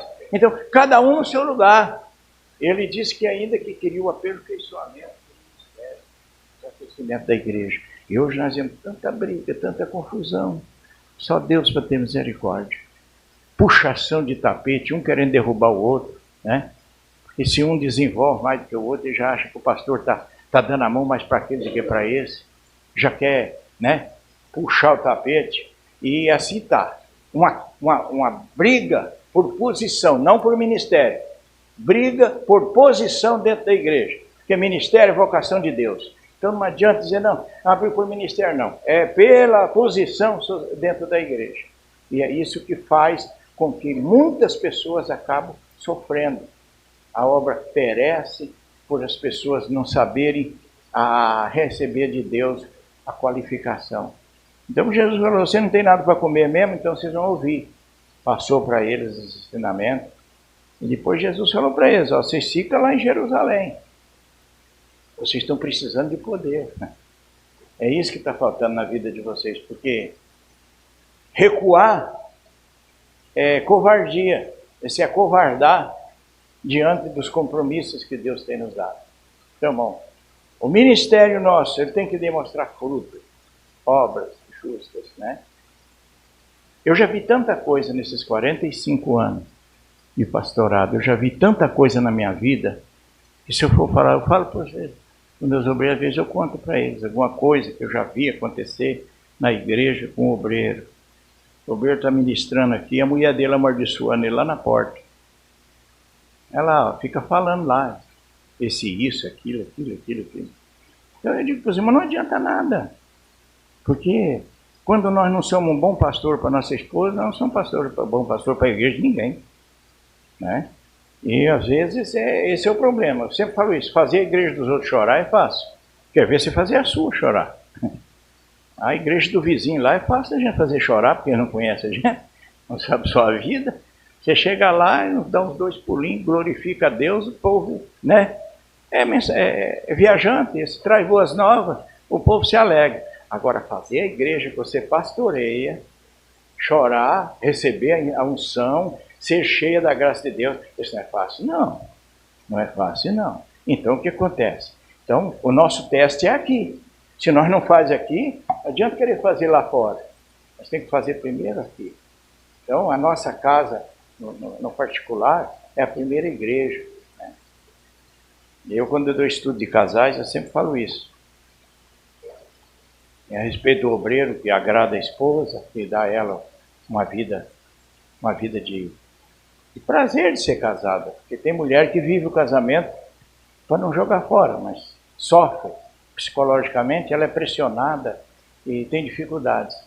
Então, eu tive um ensino de casamento, eu falei assim, às vezes o marido compra um vestido, uma roupa para a irmã, muito boa, bonita, e aí ela chega na igreja, as irmãs são curiosas, né? Ô irmão, que vestido bonito. Onde é que você comprou? Foi o amor da minha vida que me deu. Ela fala com aquele prazer, né? Mas se ele compra lá um xexelento, lá como diz o ditado, a outra vai perguntar para ele, quem te deu? Essa porcaria aqui foi meu marido que comprou. Então, psicologicamente, as nossas esposas têm que ter um acompanhamento no nosso ministério. Elas têm que estar felizes do lado da gente. Elas têm que estar contentes para o nosso ministério crescer. Sinto muito, vou arrumar a Rebeca para você, logo você está bem. Então, o que acontece? Nós temos que ser felizes, ela está do teu lado, ela é a tua adjutora, é a tua companheira do dia a dia, não é mesmo? Não tem pessoa melhor, não tem um irmão melhor para você estar presente que junto com a sua família, junto com a sua esposa. E, talvez, lamentavelmente, tem obreiro que o ministério dele, irmão, em relação familiar, não dá para dar 6%. Não dá para dar. Não dá para dar 6%. Então, aprendendo com Cristo, o melhor. Jesus tirou o melhor da rede. E nós temos que tirar o melhor para fazer tudo na obra de Deus. Tudo. Porque aí sim, aí as coisas crescem, se competem, né? E é bom quando alguém olha em você e diz assim, olha, a irmã fala, oh meu Deus, que casal maravilhoso, eu quero ser como esse casal. Que maravilha, né? Olha, aquele irmão com aquela irmã, que bênção é aquele casal, que exemplo de vida que eles passam para nós. Esse é que nós ministros tem que fazer.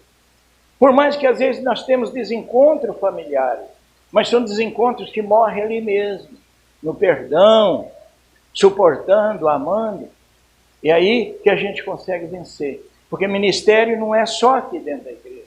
Ministério começa em casa. Educação de filho começa em casa, não aqui. Lá na igreja tem uma irmã lá que ela tem uma filha que não é fácil de suportar. Um dia ela chegou na igreja e falou, pastor, me ajuda, dá um jeito nessa menina. Essa menina não me obedece. Se você não obedece, você que é mãe, vai obedecer eu. Eu digo, a senhora que tem que dar educação para o seu filho. Eu não, aqui não é abrigo de criança para dar educação, não. A senhora tem que educar seu filho lá na sua casa, falei para ela. Aqui é lugar de nós ensinar ela os caminhos do Senhor. Agora a educação, formação familiar é lá. Ela tem que vir para cá já sabendo o que é ser filho, o que é ser obediente. Então tem muitas famílias que é assim, eles querem que o pastor faz a criança. E não é assim. E sempre digo, filho de crente não vira crente na igreja, ele tem que começar lá em casa, né? Exemplo da família. Às vezes eu brigo com a minha filha e meu genro, que eles gostam de dar uns corretivos no meu neto, eu sou assim, não entra no meio, deixa que nós vamos corrigir. Então, é importante porque o futuro é eles que vão levar. Né? É isso que alguém tem que olhar, porque eu já vi filho de presbítero dar coice na canela de pastor dentro da igreja. Isso é um problema. Moleque estava lá correndo para todo lado. Passa aqui, moleque. Para de fazer bagunça. Na canela do outro. Obreiro, filho de obreiro fazendo isso dentro da igreja. Não respeita a administração, não respeita pastor, não respeita ninguém. Então, irmão, quando eu falo aqui no assunto de primícias, de melhor, dar o melhor, nós temos que dar o melhor em tudo. Começando de nós, a nossa família, nós temos que dar o melhor em tudo. No nosso trabalho, o obreiro tem que ser muito prudente no seu trabalho. Não pode ser um obreiro preguiçoso, vadio, qualquer coisinha já quer ganhar a conta para receber os direitos. Isso é péssimo. O obreiro tem que trabalhar, tem que dar fruto. Se ele quer sair da empresa, vai lá, opa, não vou trabalhar mais, vou ter que arrumar um emprego melhor, eu vou sair, vou procurar um emprego melhor. Mas não fica, como diz lá no Paraná, nós falamos assim, dando nó para poder ganhar a conta, para poder receber. Eu já vi o obreiro nessa situação. Ah, pastor, eu ganhei a conta, agora eu vou acertar lá, e eu dei uns atestados lá. Isso é péssimo, para nós é péssimo. Nós não podemos ter esse tipo de testemunho. De jeito nenhum. Nós precisamos ter uma imagem limpa, oferecer o melhor. Jesus sempre procurou oferecer o melhor. Da rede inteira ele tirou o melhor. Pega só 153, o resto pode dispensar. Então nossa vida tem que sempre oferecer o melhor para Deus nos ajudar.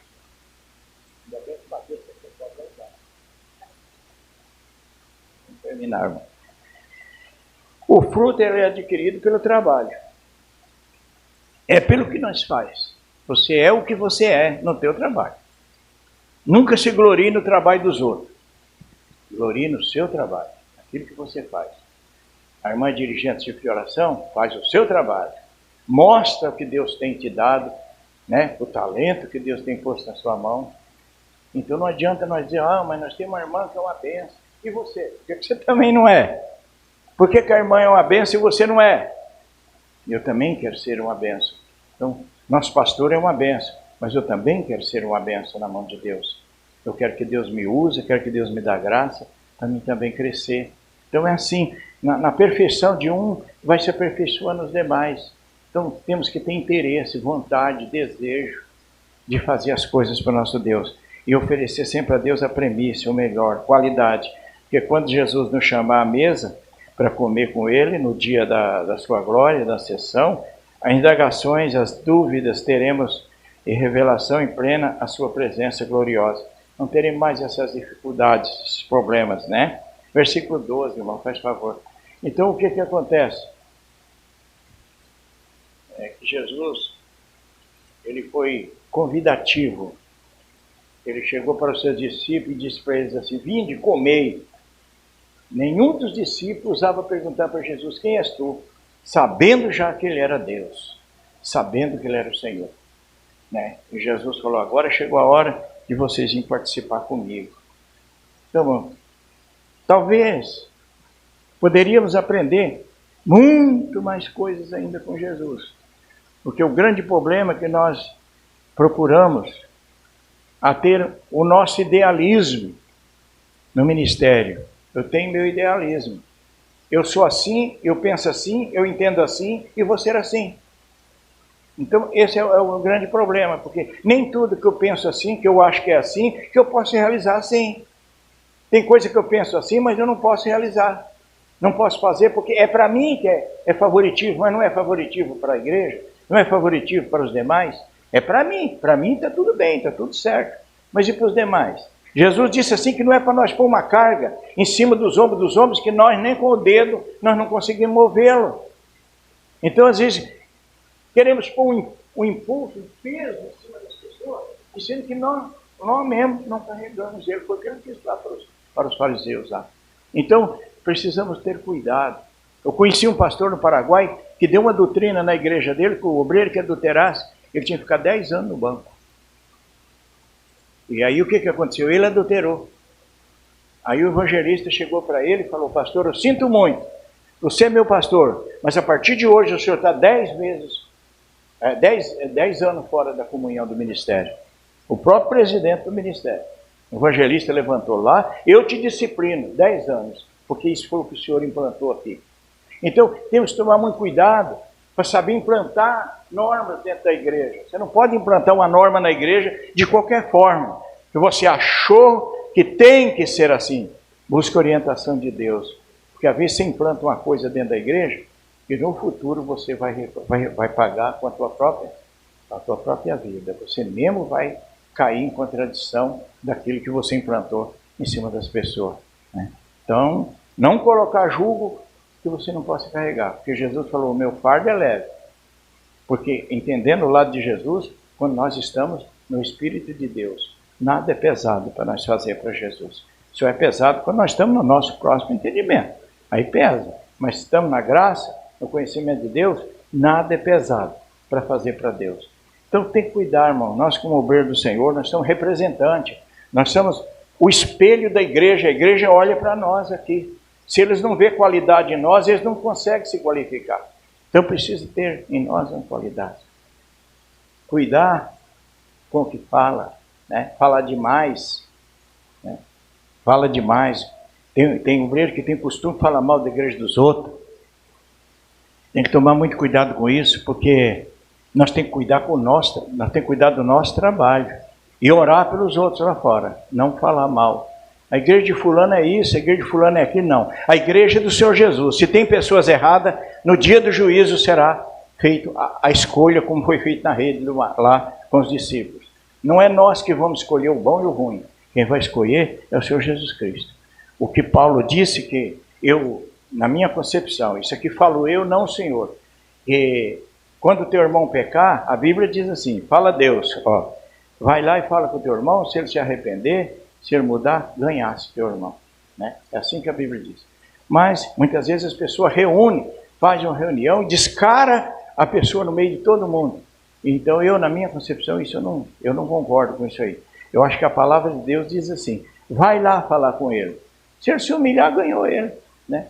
Você está cuidando do trabalho, você soube que o irmão lá aprontou alguma coisa errada, vai aí na casa dele. Vai lá, leva o cajadinho, leva o azeite, leva a lixa, né? Vai lá visitar e leva essas 3 coisas. Chega lá, você começa a conversar e passa a lixa nele, né? Vai doer, mas você passa a lixa nele. Ai, mas ficou ardendo. Aí você passa o azeite. Passa o azeite, depois você pega o cajado e retorna ele para a casa de Deus. Porque manda ele lá, se ele se humilhar, tu ganhou ele para Jesus. Traz ele de volta para a casa do Senhor. Não é reunir aqui, descer o cacete e dizer: você está tantos meses fora da comunhão. Isso aí não é pastorear, isso aí é matar. Porque quem tem poder de mudar e transformar e perdoar pecado é só Jesus. A nossa missão é cuidar, zelar e fazer a vontade de Deus, né? E aí fala: mas está tolerando pecado? Não. A Bíblia diz que aquele que confessa seu pecado e deixa, alcança a misericórdia. E agora? Como é que nós vamos fazer? Agora, se ele pecou um pecado de imoralidade, né? Manchou a conduta ministerial dele, lógico que ele vai ter que ter uma observação, não pode a pessoa já, porque manchou o caráter. Porque tudo que manda no nosso ministério é caráter. Se nós não tiver caráter, não adianta. Foi o que os discípulos, quando reuniu para colocar alguém no lugar de Judas, o que eles falaram? Pediu a Deus, né? Fizeram uma reunião de oração e pediu a Deus que preparasse homens de boa reputação. O que é reputação? É caráter, é vida exemplar. De boa reputação e cheios do Espírito Santo para assumir o ministério no lugar de Judas. Então essa reputação quer dizer qualificação. Você tem que ter uma boa reputação familiar, você tem que ter uma boa reputação com a tua empresa, com o teu patrão, você tem que ter uma boa reputação na sociedade, você tem que ser visto como um servo, como um padrão de vida. Isso chama-se reputação. Aí você vem para a igreja, vem para o ministério, Deus vai te honrar porque você tem reputação. Porque muitos querem ter poder, santidade, mas não tem reputação. Não tem uma qualidade de vida que lhe compete a ser concernente à espiritualidade que ele tem. E nós precisamos disso na nossa vida. Reputação. Ser pessoas que sejam bem vistas, né? Ó, irmão, tudo depende do nosso testemunho, como já falei anteriormente. Porque quando se fala que o Senhor, ele realmente, a presença dele é tudo na nossa vida, porque ele disse, vinde e comei, porque Jesus já viu os discípulos que eles precisavam de um aprendizado na presença de Deus. E ele, nos últimos dias da sua ressurreição, ele foi lá completar isso na vida deles. Então, irmãos, ministério é coisa muito séria. Para mim, não sei se para todos pensam igual a mim. Para mim, é coisa séria. Mas quanto mais nós levar isso à seriedade diante de Deus, mais abençoados nós somos. Mais abençoados. E eu digo a vocês, eu comecei meu ministério no Paraná, andando de bicicleta, né? E não era bicicleta dessas bonitas, não. É aquelas velhonas, ferrujado, aro, tudo. Comecei lá assim. Até eu já contei lá em Assis uma vez, fui pregar numa das nossas congregações, e hoje Deus já levou esse irmão. E o irmão perguntou para o dirigente, quem que vem pregar aqui hoje? Ele falou, é o nosso pastor presidente. Ele falou, opa, eu quero estar aí hoje, né? Só o nome já dá aquela ênfase na pessoa, né? O pastor presidente vai estar aí hoje. Ah, então eu vou estar aí hoje. Chegou, estava na hora do culto, e deu uma garoinha, até eu ponhei minha Bíblia dentro de um pacote de arroz, e amarrei na garupa da bicicleta, e desci para o trabalho. E esse cara na porta, incomodado, o presidente está para chegar, esperando, né?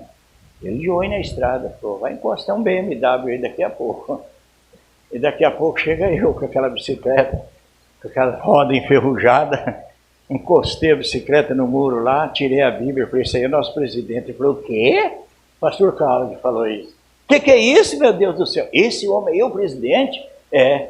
Nossa, eu pensei que o homem era o... né? Então, às vezes é isso. As pessoas julgam as pessoas pela aparência.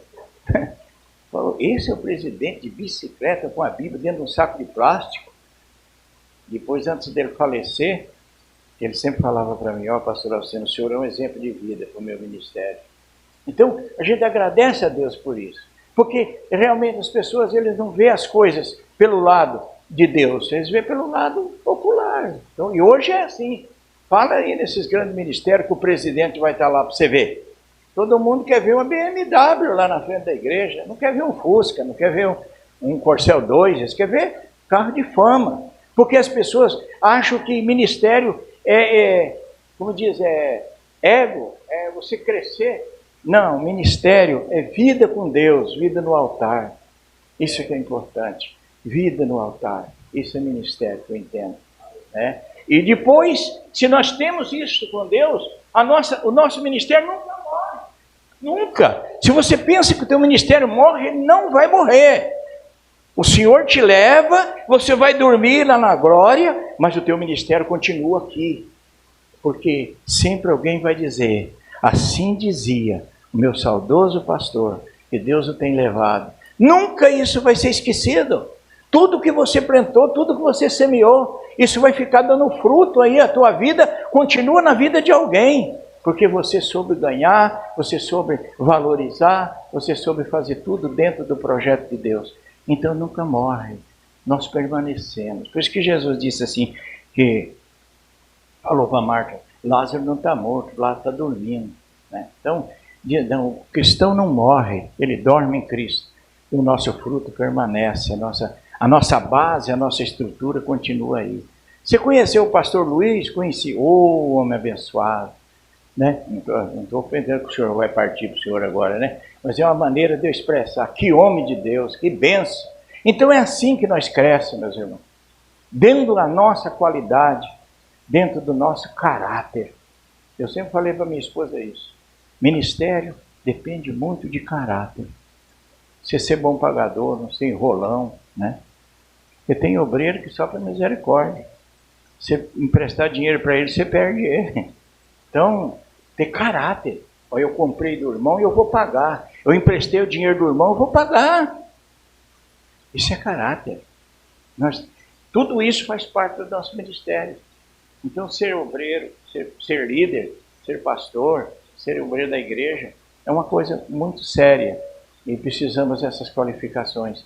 Por isso que eu falo, eu tenho um projeto de me filiar a uma convenção, não convenção, uma convenção ministerial, assim, porque eu tenho vontade de participar de uma convenção que tem em Goiânia. E lá a gente vai se encontrar com muitos ministros e vamos aprender muita coisa. Isso é bom, você está numa fonte onde é que você pode saciar a tua sede. Então eu tenho um projeto de fazer isso, se Deus aprovar, for da vontade dele, não é unir a igreja, unir a minha pessoa, o ministério meu, com a convenção dele. Para mim, eu pago uma taxa lá para a convenção dele, mas toda vez que eu tiver instrução bíblica, instrução ministerial, estou lá, para mim poder aprender. Isso é um projeto que está no meu coração e eu pretendo fazer isso. Então, precisa, porque você nunca sabe tudo, irmão. Você diz, o pastor é experiente, o pastor... Não, nós não sabemos nada. A hora que tu abre a Bíblia, tu começa a aprender com Deus.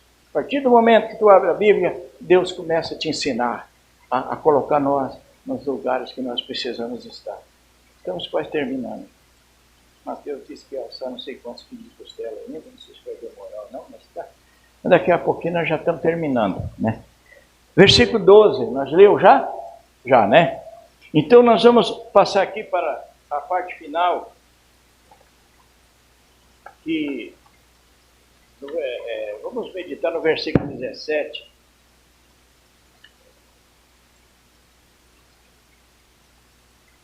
Pergunta de novo. E disse a terceira vez, Simão, filho de Jonas, tu ama-me? Sim. Simão, quer dizer, Simão, entristeceu-se por ver ter Tito. A terceira vez, ama-me? E ele disse, Senhor, tu sabe tudo. Tu sabes que te amo. E Jesus disse, apacenta as minhas ovelhas. O que diz com isso? Tu te converta, rapaz. Tu te transforma. Para pastorear minhas ovelhas, tu tem que ser transformado. E essa transformação só podia acontecer através do quê? Através do Espírito Santo. Né?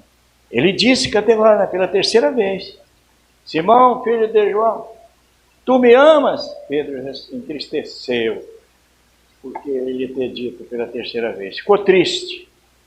Senhor, tu sabe que eu te amo. E agora eu quero chegar a um ponto para me terminar. Eu pergunto a vocês, aonde ficou as falhas de Pedro? Onde ficou a negação de Pedro? Aonde ficou o momento que o diabo usou ele? Quando Jesus olha para ele e não vê mais isso nele, vê qualidade, vê compromisso, vê responsabilidade. E hoje, às vezes, nós queremos, por as falhas de alguém, nós queremos crucificá-lo. Você não serve porque você fez isso. Você não serve porque você me respondeu. Você não serve porque eu dei uma escala para você, você não veio. Então, quando chegou no final da missão, Jesus olhou para Pedro, mas não viu mais nada em Pedro, porque Deus o amava. Jesus falou, é você mesmo. O que você fez, o que você errou, já passou. Daqui para frente, você vai ser a coluna da minha igreja. Você vai ser a cabeça. Então, irmãos, eu hoje vejo que nós muitas vezes, as pessoas pegam muita picuinha, pastor. Muita picuinha nas pessoas e não deixa as pessoas crescer. Não deixa as pessoas ter qualidade dentro da igreja por causa das fraquezas. Vocês pensam que os profetas não tiveram fraqueza, irmão?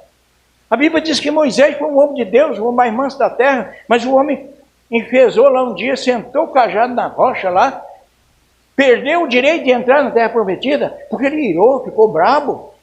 Então todos tiveram fraquezas. E o Elias também teve fraqueza. Todos tiveram fraquezas. O Elias, tanta fraqueza que ele teve, que se escondeu. Foi preciso Deus ir lá e chamar ele de volta. Então nós precisamos entender que todos têm fraqueza. E não é toda fraqueza que impede nós crescer.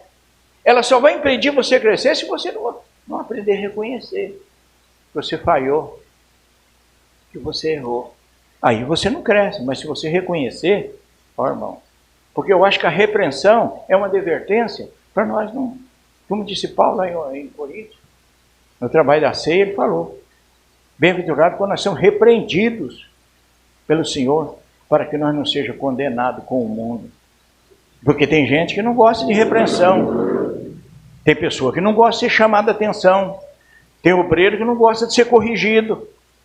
Quando você pega no pé dele, que você mostra o seu erro, ele não aceita. Ah, não, eu não aceito. Erremos, temos que aceitar. Erremos, tem que voltar atrás, para começar tudo de novo. Por isso que eu falei no início, aprender com os erros não é muito bom, mas às vezes traz edificação, né? Então, é igual a casamento. Nós briguemos, se separemos, ficamos 3 meses longe, sentimos falta um do outro, fomos atrás, corremos, voltemos de novo. Agora não vamos repetir os mesmos erros que nós repetimos antes. Então, a vida ministerial, quando estiver assim, nunca vamos continuar errando, fazendo aquilo que nós fez não deu certo. Larga para lá, vamos fazer coisa nova. Vamos edificar, vamos procurar melhorar, porque é através disso que a gente vai indo, né? Eu falei para os obreiros, eu sempre falo para eles, quando eu comecei a pastorear, irmão, eu perdi 15 membros numa pancada na igreja. 15 membros saiu, uma pancada. Aí você pergunta, por que saiu? Eu não soube resolver o problema. Eu tomei uma decisão e achei que eu estava errado, e era a minha decisão e acabou. Saiu 15 de uma vez, a igreja vazia. Eu tive que batalhar, de novo. Tem coisas que você tem que aprender a administrar. Não é do nosso jeito, da nossa vontade, do nosso querer. E é por essa razão que eu gosto, amo. Falei para os pastores aí, ó. Vocês às vezes convidam eu para pregar em congresso.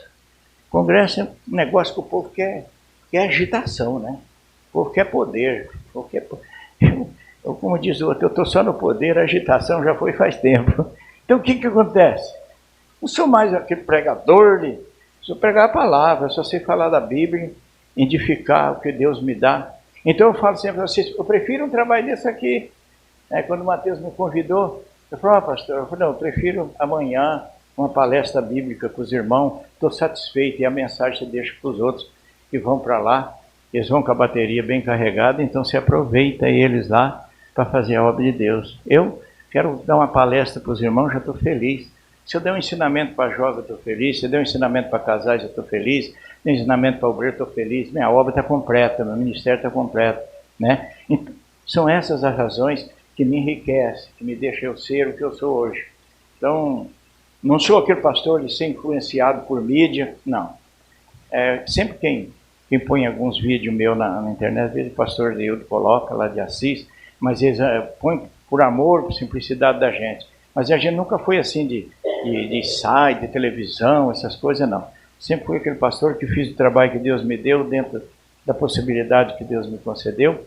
E se for possível um dia eu ter que fazer, Deus vai preparar, né? Tem que fazer dentro da vontade do Senhor. Graças seja dada ao nome de Jesus. Irmãos, o que eu tenho eu passo para vocês. Eu não passei mais, porque Deus me deu só até aqui. Amém? E espero que, se é uma prática que vocês estão acostumados a ler, é um texto que vocês estão acostumados a meditar, e eu sempre gosto de ensinar ou pregar onde todo mundo conhece. É mais fácil, né? Porque eu citar uma parte que vocês nunca soube. Aquilo que vocês conhecem faz que nem o pastor que pastoreava uma igreja, e tudo a ministério ele trocava. O pastor não gostou da cara dele, eles tiram e põe outro. E já tinha passado 4 pastores lá e não ficava na igreja. Aí foi o outro. Ele chegou lá, primeiro dia de culto, ele falou, irmãos, eu vou ler um texto aqui para os irmãos. Aí Mateus, raça de víbora, apresentei e dá fruto digno de arrependimento. Raça de cobra, né? Pregou naquela noite. Na outra ele pregou na raça de víbora de novo. Na terceira, raça de víbora de novo. 1 mês pregando raça de víbora. Aí chegaram nele, foi daí. Nós não queremos esse pastor aqui mais não. Ligaram para o presidente de campo, falou, nós não queremos mais aqui não, pode tirar. Não serve. Aí o pastor, mas que dia? Acho que está acontecendo. Chegou lá, reuniu todo mundo, falou, irmão, eu quero saber por qual é o motivo que vocês querem que eu tire esse pastor daqui. Esse homem deu certo na outra igreja, esse homem tem um trabalho bom. Aí ele falou, não pastor, que ele já está 1 mês pregando raça de víbora aqui na igreja. Ele não prega outra coisa. Aí o pastor perguntou, e vocês estão fazendo conforme ele pregou? Vocês estão obedecendo certinho conforme ele pregou? Aí ninguém levantou a mão e falou, pastor, prega mais 3 meses sobre a raça de víbora. Então, são coisas que, aí, quando prega mais 3 meses, aí você vai ficar quieto. Tiveram que aceitar o pastor e não teve revogação mais. Porque, assim, irmãos, nós precisamos fazer a direção de Deus. Não adianta querer apresentar coisa que a gente não tem. A gente vai, como um pregou ontem, o pastor falou, olha, Deus não chamou nós para casa bonita, para carro. A promessa de Deus não foi para casa, nem para carro, nem para filho, nem para nada. Foi para nos dar vida eterna, né? Então, é isso o nosso alvo e acabou. Aí o resto, Deus proverá. Amém? Vamos ficar em pé, vamos orar ao nosso Deus. Oh, aleluia, Jesus. Glória a Deus. Querido Deus, nosso Pai que está no céu, eu só tenho que te agradecer por estar mais uma vez, Senhor, diante da Tua palavra, que é uma regra infalível para a nossa salvação. Eu quero te agradecer, meu Deus, pelos meus companheiros que estão aqui conosco nesses dias, por esses homens de Deus que, aleluia, com toda simplicidade, Senhor, foi escolhido pelo Senhor. Se talvez para os homens eles não têm grande qualificação, mas pelo menos para Ti eles são especiais. E por isso nós temos que agradecer, aleluia, porque a Tua chamada é uma vocação santa, Senhor. A Tua chamada é um privilégio para nós que convivemos diante de uma corrupção, diante de tantas adversidades que não entendemos muitas vezes. Mas a Tua palavra fala que nós temos que resplandecer como astros. Halamekaito sandeshomadai. Gloria pequesa mas imanakiute malanikas. Aleluia. Obrigado, Jesus, por me tolerar esses 45 anos, Senhor. As minhas imperfeições, as minhas negações. Porque Tu és Deus, Tu não olha para minhas falhas. Tu não olha para minhas fraquezas. Sebalaturi kamanaias. Alastuvadesica dalariquis. Tu não olha, meu Deus, pela nossa imperfeição. O Senhor, quando vem encontrar conosco, o Senhor vem perdoando todos os nossos erros. Aleluia, Jesus, porque Tu prepara os homens, Senhor, através do Teu amor, através da Tua graça. Tu prepara os homens, ó Deus, para estar contigo. O Senhor não enxergou as falhas de Pedro, o Senhor não enxergou as falhas dos profetas, Senhor. Por isso que o Senhor tem nesses dias homens e mulheres com qualificações na Tua obra, meu Pai. Aleluia. É por essa razão que eu sempre Te glorifico, Senhor. Porque, Deus, através das minhas fraquezas eu tenho contemplado a Tua presença. Aleluia. Ó Deus, guia-nos pelos Teus caminhos santos. Que nós possamos ter estrutura, Senhor, para poder levar o meu evangelho de humildade, de simplicidade ao coração dos simples, daqueles que desejam a Sua palavra, Senhor. Que nós possamos se alimentar dos peixes e podamos participar do poder que o Senhor manifestou aos Seus discípulos, que o Senhor deu a eles, preparou eles, Senhor, para ser homens de boa reputação, de caráter, de dignidade.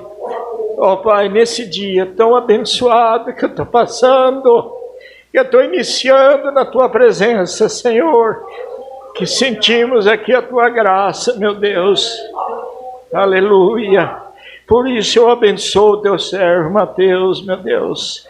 Abençoa o pastor que está com ele, o diácono, as tuas servas que estão, ó Deus, de continuidade aqui nesse lugar, abençoando a vida de Mateus, nesse ministério, que desde criança está aqui, Senhor, não está recuando a sua vontade, o seu desejo, que ele possa continuar crescendo no teu conhecimento. Ó Deus, toma posse da vida deles e abençoa eles, Pai. Salve as almas que haverão de ser salvas, traga as ovelhas que serão, ó Deus, o esteio, o confirmamento do ministério de cada um deles.